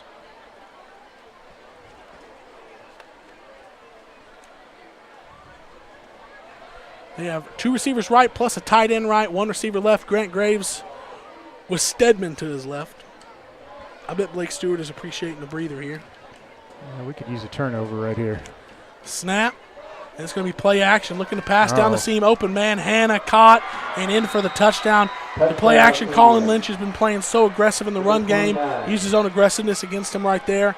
And they ran right by him for a touchdown pass. Grant Graves to, I believe, number 29, Hannah. Yeah, that's Matt Hannah, the 6'2", 235 senior. And he was stout kid. Yeah, he's stout. He was streaking down the field wide open. It was a good play call by Plainview Indians. Looks like there's going to be maybe a substitution penalty here on the Indians, which is going to back up the next Italian PAT 5 yards. And I imagine we're probably going to see Aiden Hamlin on this next drive. Maybe try to toss the ball around. Why not? This is a team. These young Bearcats don't have a ton of weapons that have shown themselves early in the season. But you take your 2 most explosive weapons on the outside and are having to make them quarterback. Kind of disrupts your offense. So maybe putting those guys back on the outside with somebody else getting the ball can do a lot for this offense. Next Italian PAT snap, hold, kick is up, and it is good. 2:05 left in the third quarter. Plainview Indians 21, Pilot Point Bearcats 0. Since 1958, Goki Pools has been a leader in family backyard living, specializing in new pool construction, repair, renovation, and weekly service, with a fully stocked retail store, exclusive Sundance Spa dealership, and now, complete outdoor living spaces. At Goki Pools, we are honored once again to have been voted Best of Denton. And with our highly trained personnel, we are large enough to help you with whatever swimming pool needs you may have, yet small enough to still be your hometown favorite. Goki Pools, locally owned and operated for over 60 years. In photography, image is everything. That is why Gypsy Road Photography is the first choice in North Texas for wedding, prom, graduation, teen, and family photography. Gypsy Road is nationally recognized. Senior Inspire magazine named them one of the top 50 photography studios in the U.S., and their attention to detail is unmatched. You will find Gypsy Road's work in the Pilot Point game program with photographs of Pilot Point Cheer and the Pilot Point Bearcat seniors. So book your session today on their Facebook page, Gypsy Road Photography, where image is everything. And we're back here getting teed up for the Southern Junkies kickoff. I think this is the drive. We're going to see a Pelzel Printing touchdown. Man, I hope so. We need one. Kick is up. Fair caught. Andre Witherspoon caught. Bearcats going to take the ball at their own 30. We're going to get a Pelzel Printing touchdown. We're going to follow that up, and we're going to force a punt, which is going to give us a good R&M Garage punt return and set up for more Pelzel Printing touchdowns to get back into this game. 30 has been the magic number each of the last 2 years. Bearcats won 2 years ago at Massey, 30-20. They won last year in Plainview, Oklahoma, 30-28. Excellent game there. Yeah, exciting second halves in both those games. So we need our Bearcats to make this thing interesting right here. Absolutely. So Aiden Hamlin is coming back out there, which means Aston Kirby and Crew Chandler are both playing wide receiver down here on the right. Gage Anderson's going to play next to Aiden Hamlin, and Alex Puga is going to be the fullback / tight end, H-back position. Unsuspecting the snap. Luckily, Hamlin was able to field the snap and give it to Gage Anderson, but for a 2-yard loss. But here we go.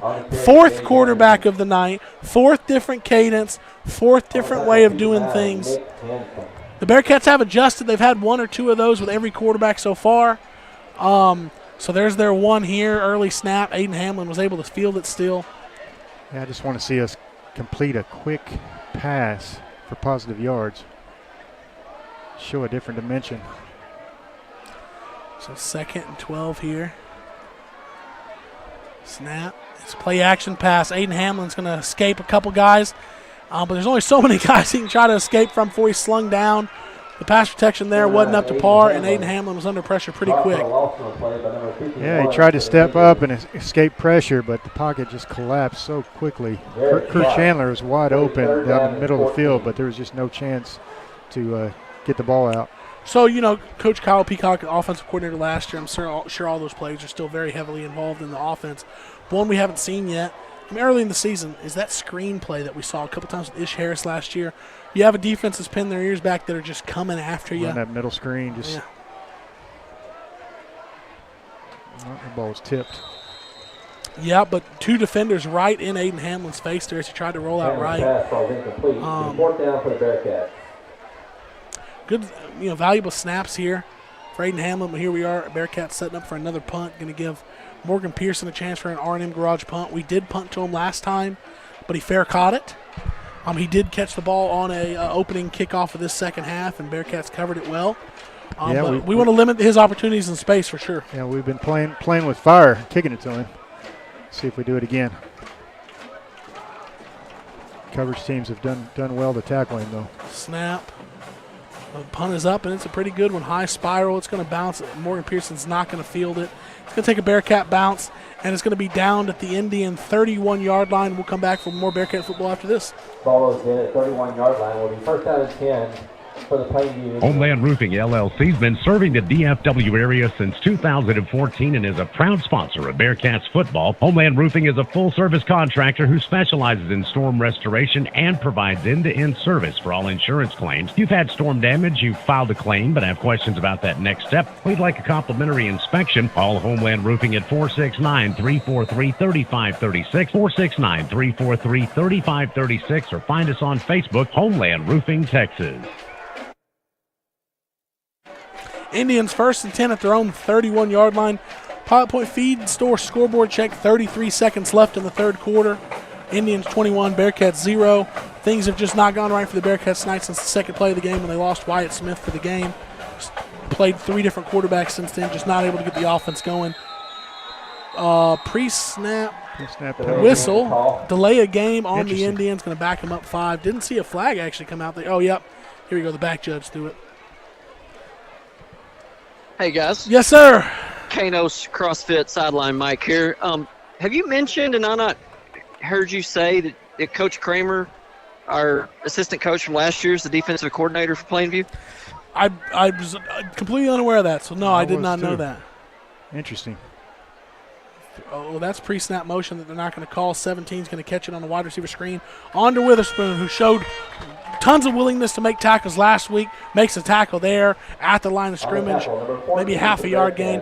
Yeah, thanks for that information, Chance. Did not know that defense coordinator from last year. I guess they'd started that relationship with playing each other a couple times and saw what they had going on over there. I liked their stadium atmosphere when we were there last year. Got a little crazy with the light shows. But that's going to do it here for 3 quarters tonight at Massey Stadium. Indians 21, Bearcats 0. We'll come back for the 4th quarter, sponsored by the Peacock family after this.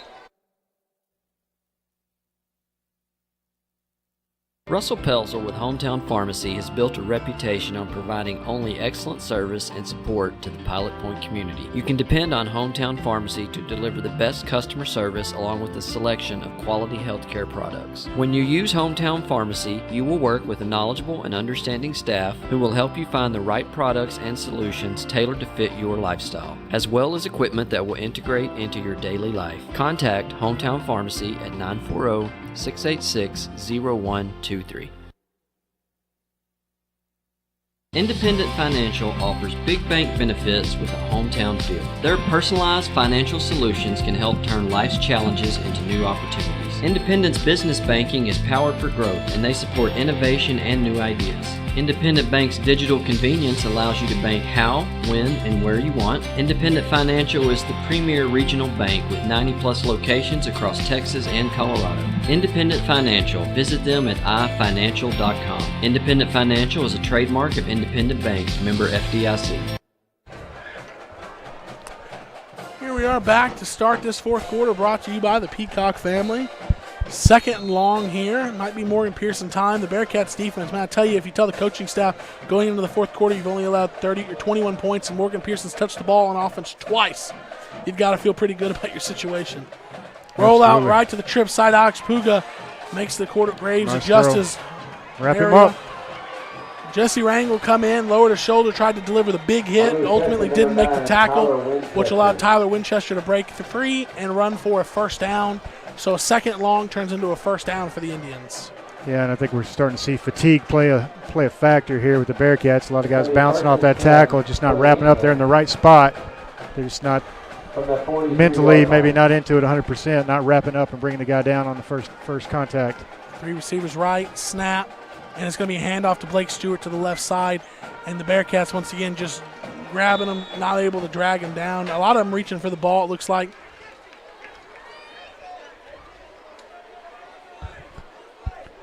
Yeah, we got a lot of substitutions coming in and out.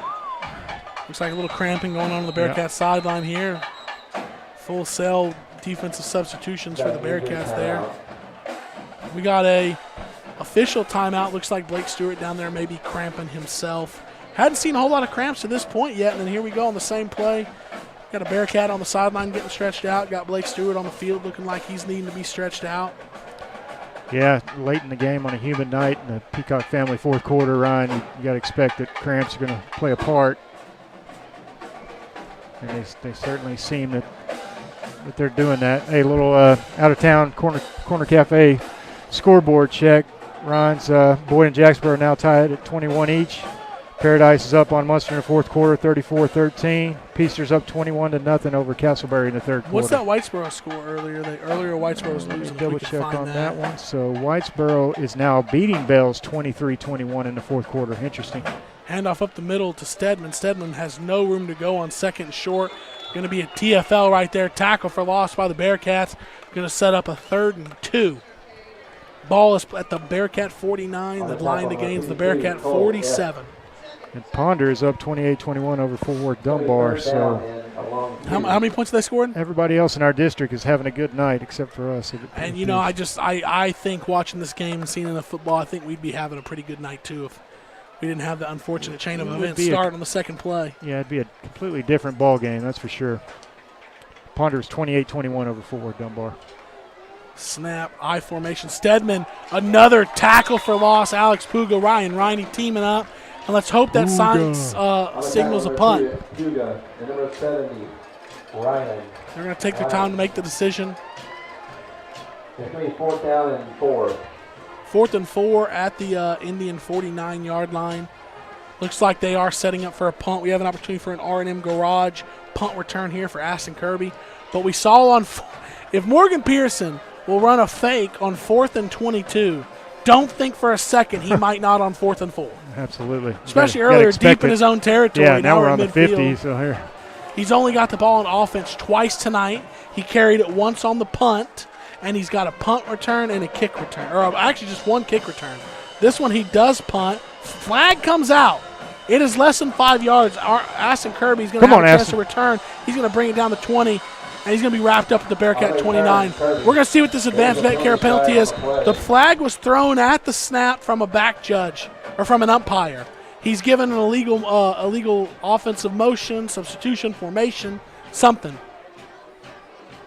Or actually, where he's located, that could be you're not allowed to line up over the punter. So I mean, we didn't over run the snapper. Yeah, the snapper. Yeah, I think that's what they're going to end up. That's what I think they've just called. I'd like to try to see if at some point Scoops can get a confirmation on that from the sideline. I believe because the umpire threw the flag at the snap, he's standing there right behind the formation. That's a killer, man. That's a killer. Absolutely. You wanted to get the defense off the field there. Just unfortunate. And I don't know if we rushed. A rule's a rule. If you rushed up on it and ran over the deep snapper, yeah, that's all day. But man, to not be able to just position yourself there, I think it's a little disappointing. 1st and 10, pre-snap motion right to left. It's going to be jet sweep number 9, Winchester. Colin Lynch is going to deliver a blow, hit him hard. Colin Lynch is getting his licks in for sure. Yeah, he is. He has brought it several times tonight. Go down to that Kanos CrossFit sideline, Mike. See what Scoops is up to. Country coach Jeff Price. Yes, sir. I got you. Price said that you were correct. It was lined up over the punter. Dang, over the snapper. That's unfortunate. Bubble screen. Ooh, receiver Andra Witherspoon come up quick and force an incompletion. We'll see what the pre-snap penalty is. Thrown by a line judge on the Bearcat sideline. Some sort of pre-snap motion on the Indians. Going to back them up 5. When I saw the flag thrown on the punt from the guy who threw it, I just couldn't think of any other thing it could possibly have been. We didn't see anything else that was egregious. You know what was weird, though? The coaching staff didn't even seem to know. They had the offense huddled. The Indian offense was on the field in formation before we even knew. The referees should communicate that better with the Bearcat sideline. So over here, Morgan Pearson has a one-on-one over down here with old Jesse Rangel. Let's see if they're going to try to take advantage of it. And they're going to roll that way, looking to pass. Graves is going to throw it to him, and Pearson goes up, high points the ball. Jesse Rangel rides him down. Great coverage, and signaled the first down. Did a little Michael Irvin right there. Hey, he's a superstar wide receiver. That's right. You got to expect it. All right, guys, I'm away from the band now so you can hear me because my joke failed the first time. I found the football expert, cross-country coach Jeff Price. Oh, there he is. He said we did line up over the snapper, and that's what the penalty was. Oh, bummer. Snap, handoff, right side. Stedman again runs into some linemen before Cooper Locke's there to bring him down with the help of some friends. Morgan Pearson makes his first reception tonight, I think, on that. And Jesse Rangel was there. Morgan Pearson did a good job being 6'3", high-pointed the ball, come down with it, but Rangel never let him go and wrangled him down. Scoops, you need to ask Coach Price about getting dunked on by Keith Davis from Italy, Texas. Played a long time for the Dallas Cowboys. 2 receivers left, 2 receivers right. Drop back to Pastor Graves. Looking left. He's going to throw it in the slot. Incomplete. Drop. Man was open. Winchester there, the intended target. Ball, he could have caught that as he went down to the ground. Would have been down right there, but he couldn't haul it in. Couldn't complete the catch. Going to set up 3rd and 8 on the Bearcat 34-yard line. Line to gain will be the 26 of the Bearcats. Did they make that concession stand delivery, guys? Haven't seen anything. Unless Nordy ate it behind us and never told us, which I wouldn't put it past. That's a strong possibility. If anyone needs Kano's CrossFit, it would be Nordy. Wow. Hey. Wow. Hey. Hey. Two receivers left, one right. Drop back Graves, throws it out in the flat to Stewart. Blake Stewart's going to have to make a man miss, and he does. And he's going to get a Indian first down before 4, 5, 6 Bearcats come. And there's a flag out, and I can't imagine what offensive penalty that could be where the flag was thrown and who it was by. So I think it's going to be by the Bearcats. Crew Chandler's not happy with that umpire. See what happens here. Umpire did try to put his hand on Crew Chandler, and Crew wasn't having it. Crew shook him off. I feel like the umpire did the right thing by letting that go and not trying to turn that into something more than it was. This is a flag on the offense. I didn't see the motion because I was still looking at Crew putting the sideline to work down there. I wonder if we can get what that was. I mean, could that have been the runner? Could that have been the runner ducking his head in open field or something? I don't know what that could have been because it was thrown, at least to me, maybe it was a bad throw by the guy. But it seemed to me it was thrown at where the tackle was being made. I guess it doesn't matter. It helps the Bearcats can take away the first down, set up at 3rd and 6. Snap, drop straight back for Graves. He's going to throw it out in the flat. Oh, Alex Puga! Oh, two guys had a chance to pick that Alex off. Puga would still be running in great position. Knocks it down, going to set up a 4th down. I don't know if Alex Puga has the wheels to take that to the end zone, but he would have set up the Bearcats with great field position at the least. Yeah, and after it went through Alex's hands, Jesse Rangel had a chance to catch it as well.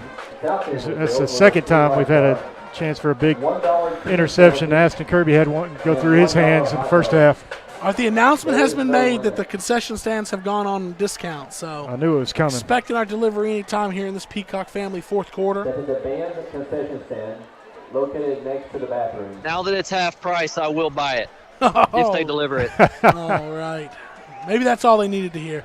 I formation, And roll they were out right, not play set. action. Graves looking down the field. Plainview was not He's going to set. throw it to Morgan Pearson, and he's going to catch it. Alex Puga does put a hit on Grant Graves. But, John, you're saying you see a – Yeah, I think Morgan Pearson, he looked like he was not set when they snapped that ball. So they had a couple guys in motion there.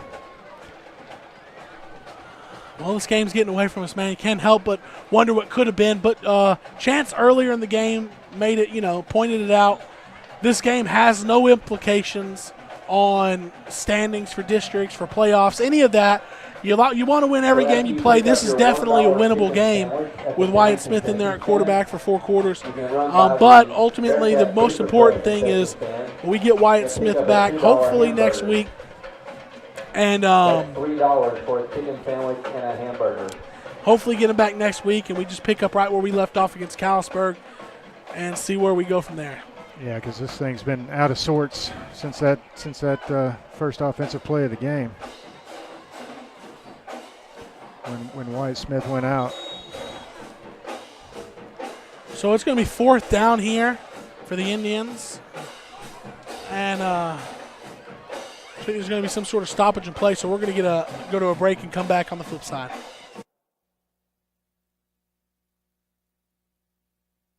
Hi, I'm Chance Kirby with IRIC Real Estate Group. When it's time for you to buy or sell a home, I would like for you to consider IRIC Real Estate Group as your brokerage. Our experienced agents are all from the Pilot Point area and are best equipped to serve your real estate needs. Be it residential, commercial, or ranch properties, we have an experienced agent that is willing to help you. We've been Pilot Point's real estate choice for over 70 years. We would love the opportunity to be yours too. Hi folks, this is Judd Kirby, your local mortgage guy. Are you looking for a local mortgage lender that will treat you like family and help guide you through the home buying process? Whether you're looking to get pre-approved for a home loan or refinance your current mortgage, I am here to help you. I am locally located and truly care about the communities I serve.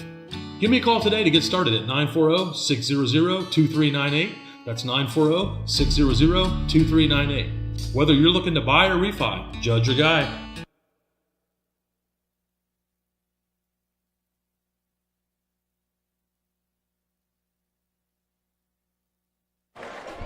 Still not entirely sure what this break in action is. I didn't see a signal for a timeout either way, but did you see it? TV timeout? I didn't call for it. If you'll recall, in our first game here at Massey with them, there was a long break in official discussion. Was that due to lights, or was that a different game? No, you're thinking Ponder. I'm talking 2 years ago. They had a long talk out on the field. Could this have It's to be available on the archives on YouTube, everybody. Look it up. Trust me, about the same spot. Could this have something to do with, I wonder, with the umpire and crew and maybe the aftermath of plays maybe? Fourth and 6 here for the Indians, and it's going to be a pass for Grant Graves. Throwing it deep down the seam. Rangel's going to go up and make a big play in defense, and that's going to be a turnover on downs. Jesse Rangel, for his first 2 games of varsity action, he has played excellent cornerback. Great coverage. Flag on the far side. Well, if it's a 5-yard pre-snap sort of alignment issue, it's not an automatic first down. The flag has been picked up. I guess it's not much of anything, or it was on the Indians. So the Bearcats have declined it. The Bearcats are going to get the ball. And let's see if they can get something going with old Aiden Hamlin. Let him, they've just been the defense has just been putting an immense amount of pressure on him since he came in because they know that the threat of their passing game hadn't really been there. And by the time he's catching the snap, he's inexperienced too. He's not played at this level. I don't know how much quarterback experience he has in general. Yeah, it doesn't look like he's been able to set his feet, get his feet underneath him, and deliver a strike. He's been pressured out of the pocket as soon as he gets the ball. You said on the last drive we had Crew Chandler wide open. We just didn't have the time. Absolutely. Gage Anderson's going to take this carry and get it up the field, cross the 40, and it looks like he's going to get about 8 yards on the first carry. Nice little run there by Gage. Delivered a blow at the end of that run. Tackle number 18 for the Indians. Packs a big punch for a little guy. Yeah, he does. Be second down along 2. Just like to see something get going in the passing game. Looks like there's funnel cakes coming from the concession stand somewhere. Funnel cakes. Cake.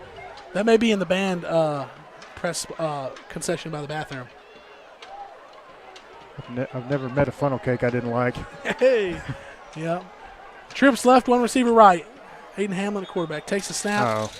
Pre-snap penalty here. Vet care penalty again.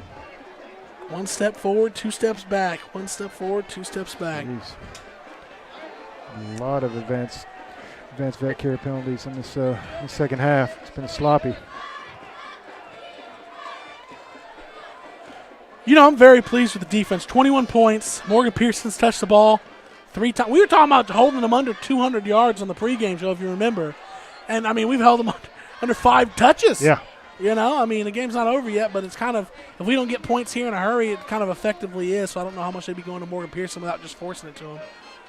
Another handoff up the middle for Gage Anderson.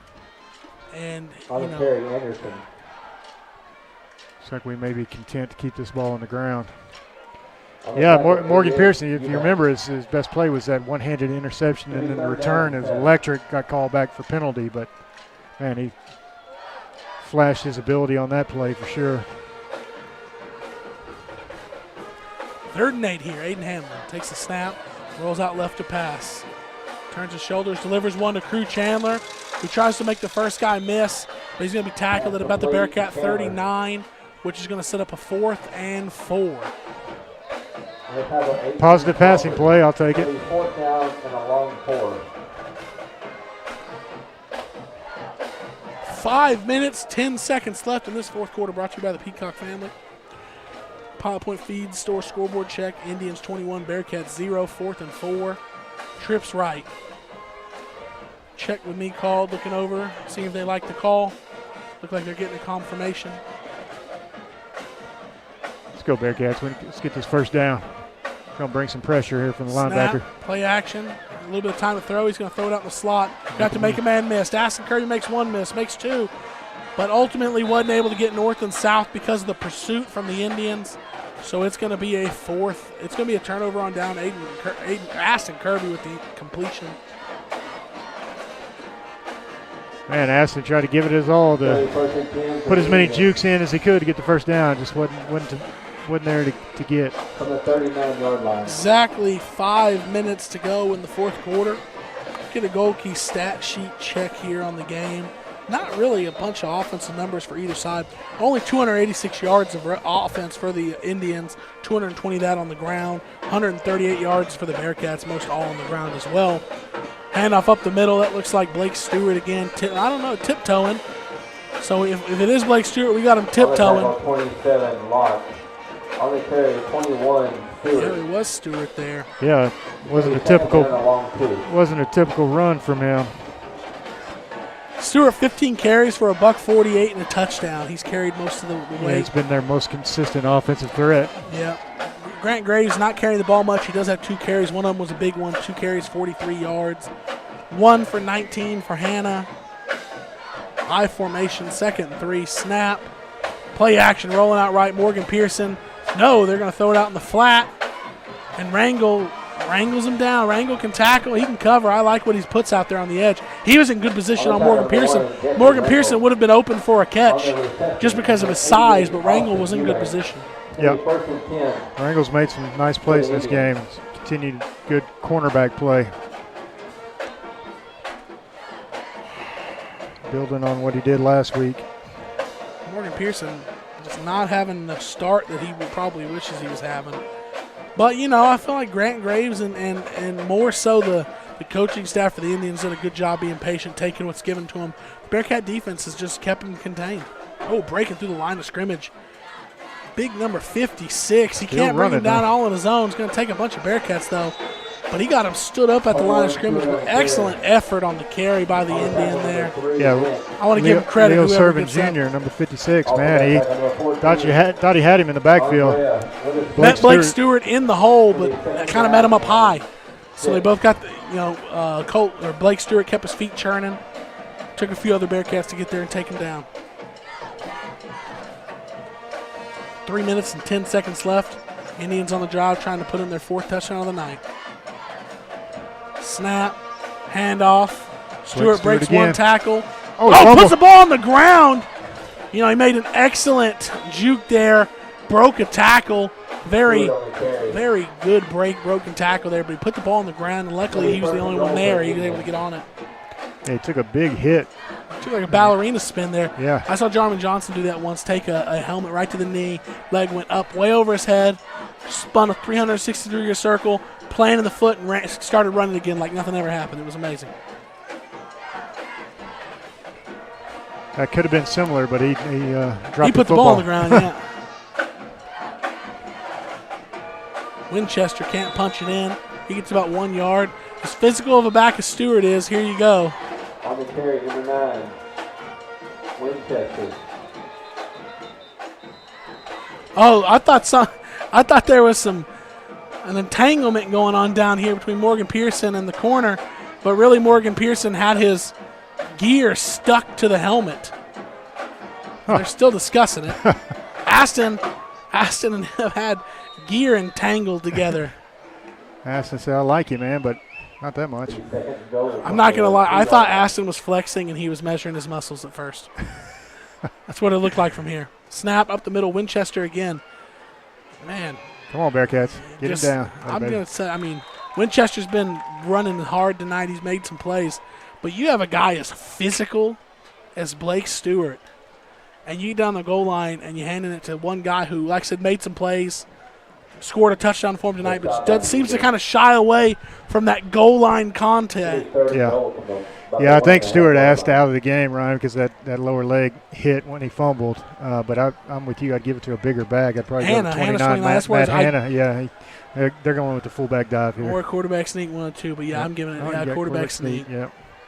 Hanna just pushed him in. It was very touchdown Indians. Reggie Bush-like USC. 1:24 left in the 4th quarter. And this year it looks like 28 is going to be enough to do it for the Indians. Good effort by the Bearcat defense. They really made them fight for everything. You know, one thing that I think we've seen way too many of the last 2 years is the defense letting up the big play. And I always talk about you don't let up the big play, you'll survive, because the more plays they have to run, more chances for mistakes. And this Nick Italian PAT is no good. 1:24 left in the 4th quarter. Plainview 27, Pod Point 0.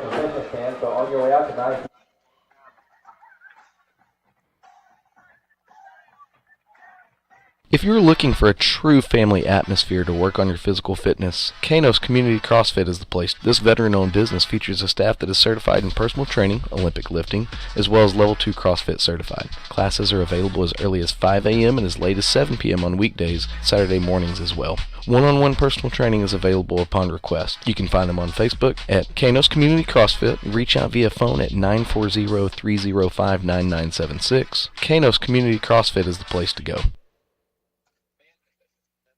For nearly 50 years, Mark's Body Shop has been providing auto body repair services to the North Texas area. We offer hail dent and auto collision repair, as well as other auto body services right here in Pilot Point. You can count on Mark's Body Shop certified technicians to provide complete collision repairs that will make your vehicle look like new. If you ever need auto body service, well, come see us at 1112 North Highway 377 in Pilot Point, or call us at 940-686-5194 for your free same-day quote. Go Bearcats! As we get ready for this R&M Garage kickoff return, we're going to go to a out-of-town district scoreboard check brought to you by Corner Cafe. Yes, sir, Ryan. Boyd and Jacksboro are in an old-school battle now, knotted at 21 in the fourth quarter. Paradise beat Munster 34-13. Peaster is beating Castleberry 28-0.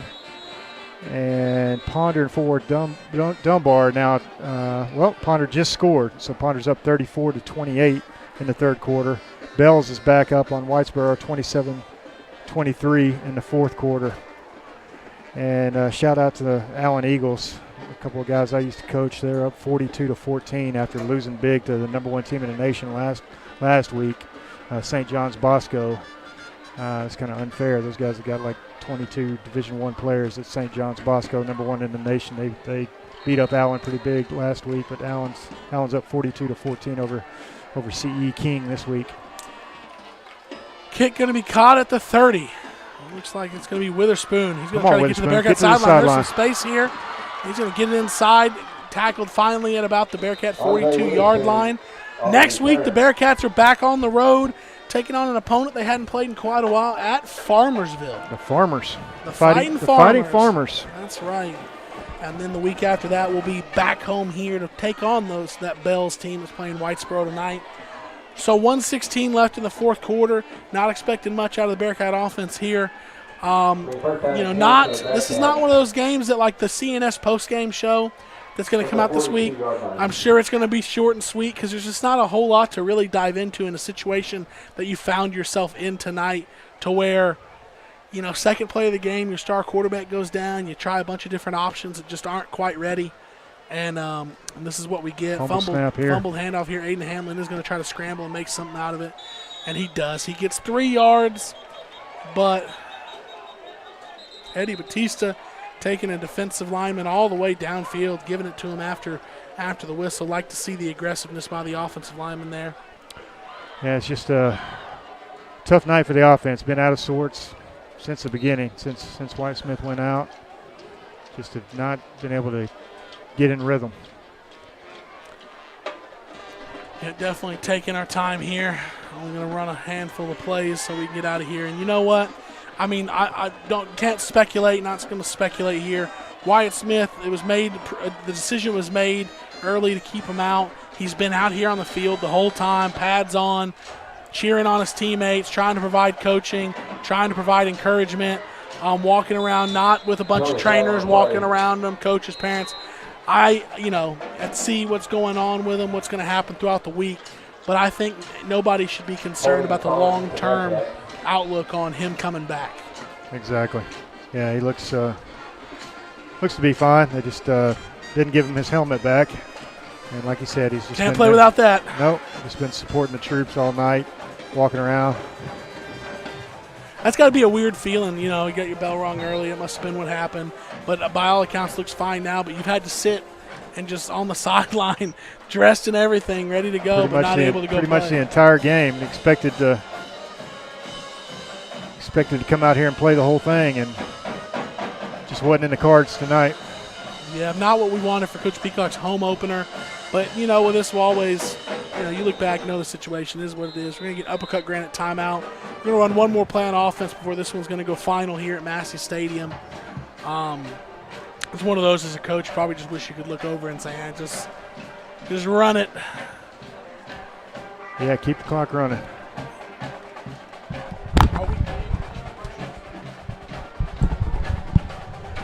Well, John, it's been a fun one here. The home opener back, no technical difficulties tonight. We got our setup at home here figured out, got new internet in the press box. It's been a good production on our end, I'd say. Yep, still got a good long weekend of college football ahead of us.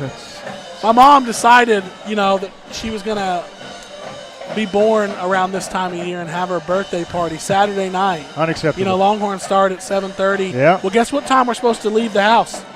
7:30. 7:30. That's right. That's exactly what time we're supposed to leave the house tomorrow. So I'll be watching football up to that very second, and then I will basically leave my phone at home and turn all the notifications off because I want to see what Quinn Ewers brings for those Longhorns. Yeah, it's going to be an interesting, exciting year, hopefully.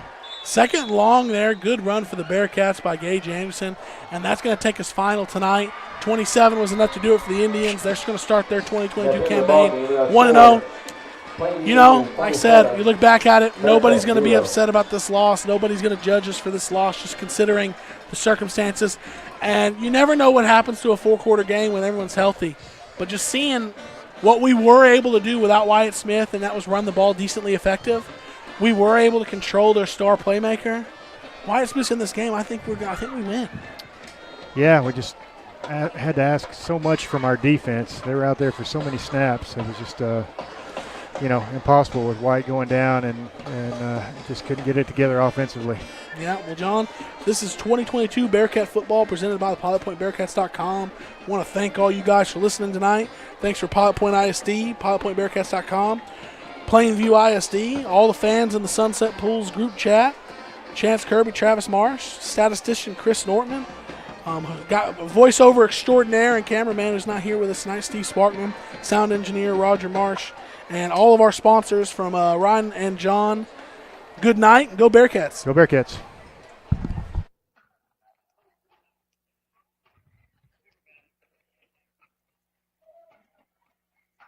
Enjoy that old-time country feel at the Martin General Store, located in downtown Pilot Point on the historic Pilot Point Square. The best way to describe the general store is it has a little bit of everything, from Circle-y candles to specialty jams, dressings, sauces, home decor, kitchen decor, goat's milk soap, jewelry, a large assortment of old-time candy, nostalgic toys and books, pet toys and treats, greeting cards, and gift wrap. She also serves cold drinks, and last but not least, Beth Marie's ice cream. That's Martin General Store, a little bit of everything.